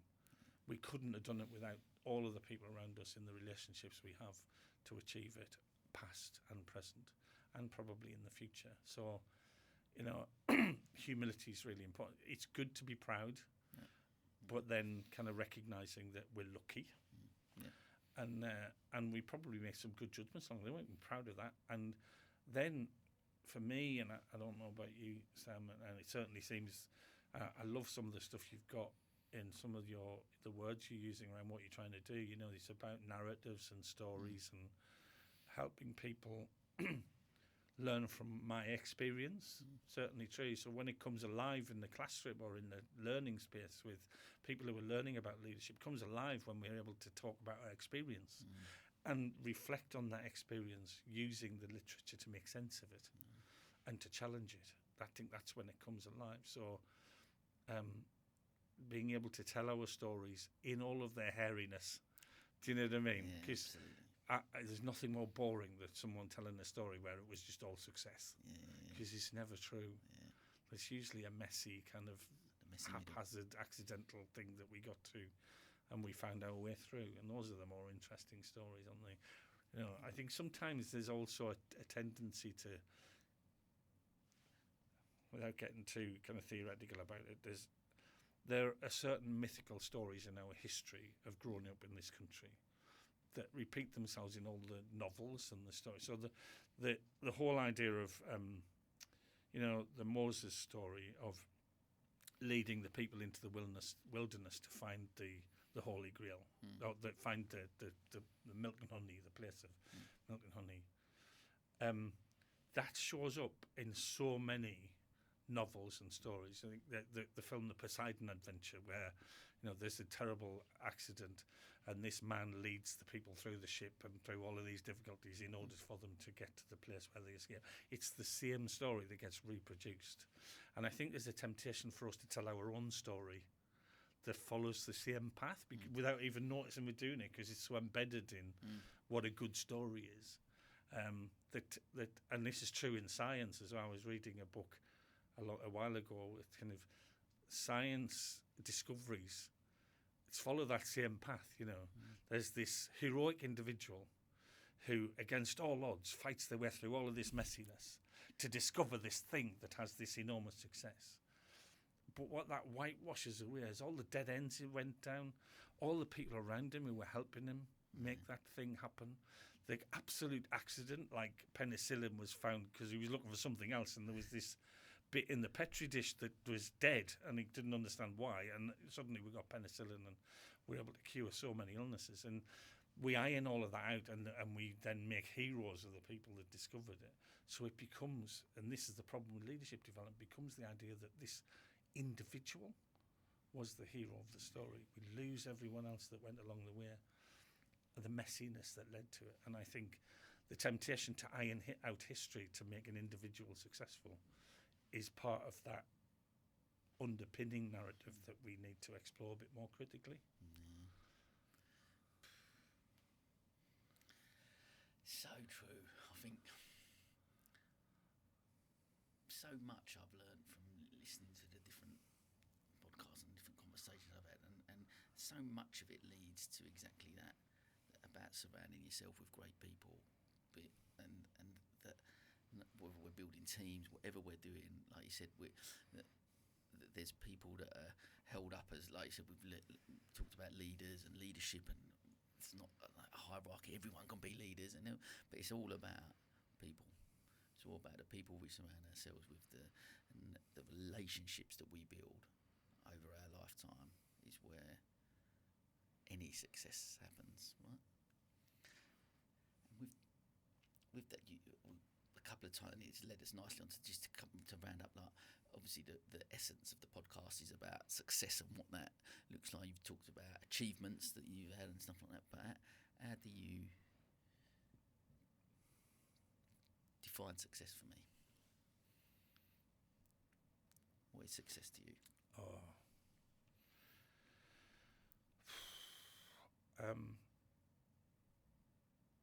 Success for me, I was talking to a friend about this over dinner recently, and we were talking about the very issue. What does success mean, and what? So I've been recently having quite a lot of therapy and trying to not be too preoccupied with the past. And this is what I've been working on, because I think one of the success for me is learning. And this is gonna sound a bit highfalutin, but it's true for me. Is learning how to accept being cared for by others. So by that I mean overcoming my individualistic need to be or key on my own and allow other people to care for me. I've never been very good at that. I've kind of pushed people away who want to care for me. I'm trying to be better at that. And that hopefully then allows me to be more present and care for others. I was going to start with saying learning how to be loved and love others, but that's such a common trite thing to say, isn't it? And yet I think it's probably nearer the truth. And that's success, because that means we can be present in our relationships with other people in the here and now, which is what we've been talking about all along, you know. That allowing, let go of the past, don't worry too much about the future and be here, means we can love others and allow others to love us better. And I think that's what success is. I know that sounds really trite and kind of... Mate, honestly... But I mean, I don't know any other way to say it. Those are the words I have. In all honesty, I think, for me, the essence of the podcast and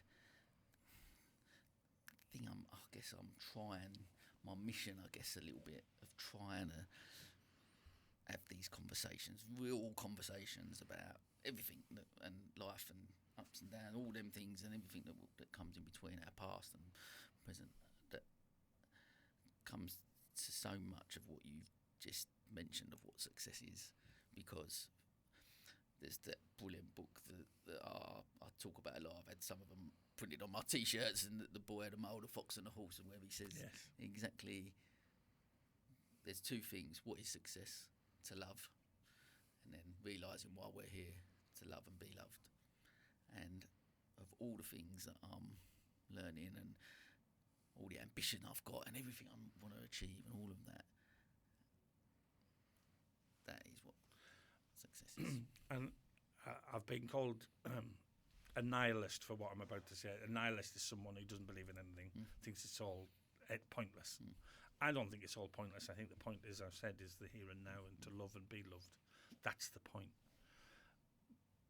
And anything else we do, anything else we say, anything we record, anything we put in a book, 2 generations from now, no one will give a shit. No one will remember it. No one will remember you 3 or 4 generations down the line. No one will know who you were. The people who really know who you are the people you're in relationships here and now today. No one knew you existed before you were born. No one will care whether you existed or not in 50, 60 years' time. So it can only be about now, can't it? So I think it's a sobering thing, and that idea that no one will care in 40, 50 years' time. Some people find that really hard to think about. For me, it's a massive relief. It's like, because I don't have to be responsible for that. I don't have to take responsibility for what someone in 40 years, and I don't have to have this kind of need to be important, because none of us are important.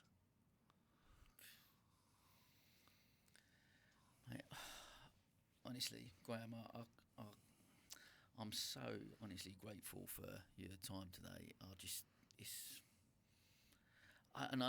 When, like I said, you meet people in life, and I say this a lot, and you do meet people in life who just immediately can have a connection with you, and have a bit of an impact on you. And from the minute I met and we had that conversation over coffee, I was like, and this was all and more than I wanted it to be, and I'm so grateful for that, and your knowledge and wisdom and sharing your story and insights with me has been fascinating. Like I said, I'm going to have to get you back, because I've just created another list of a million other questions I want to go, and I'm conscious that of time and everything. But honestly, it's been an amazing episode, and I can't wait to share it. So I'm just very grateful for your time. Well, I share the experience when we first met, to kind of go, I'm enjoying talking to Sam, and thanks for inviting me on. So in the here and now, I've had a great conversation. Thank you very much. What a great way to finish. Thank you. And that, as they say, sir, is a wrap.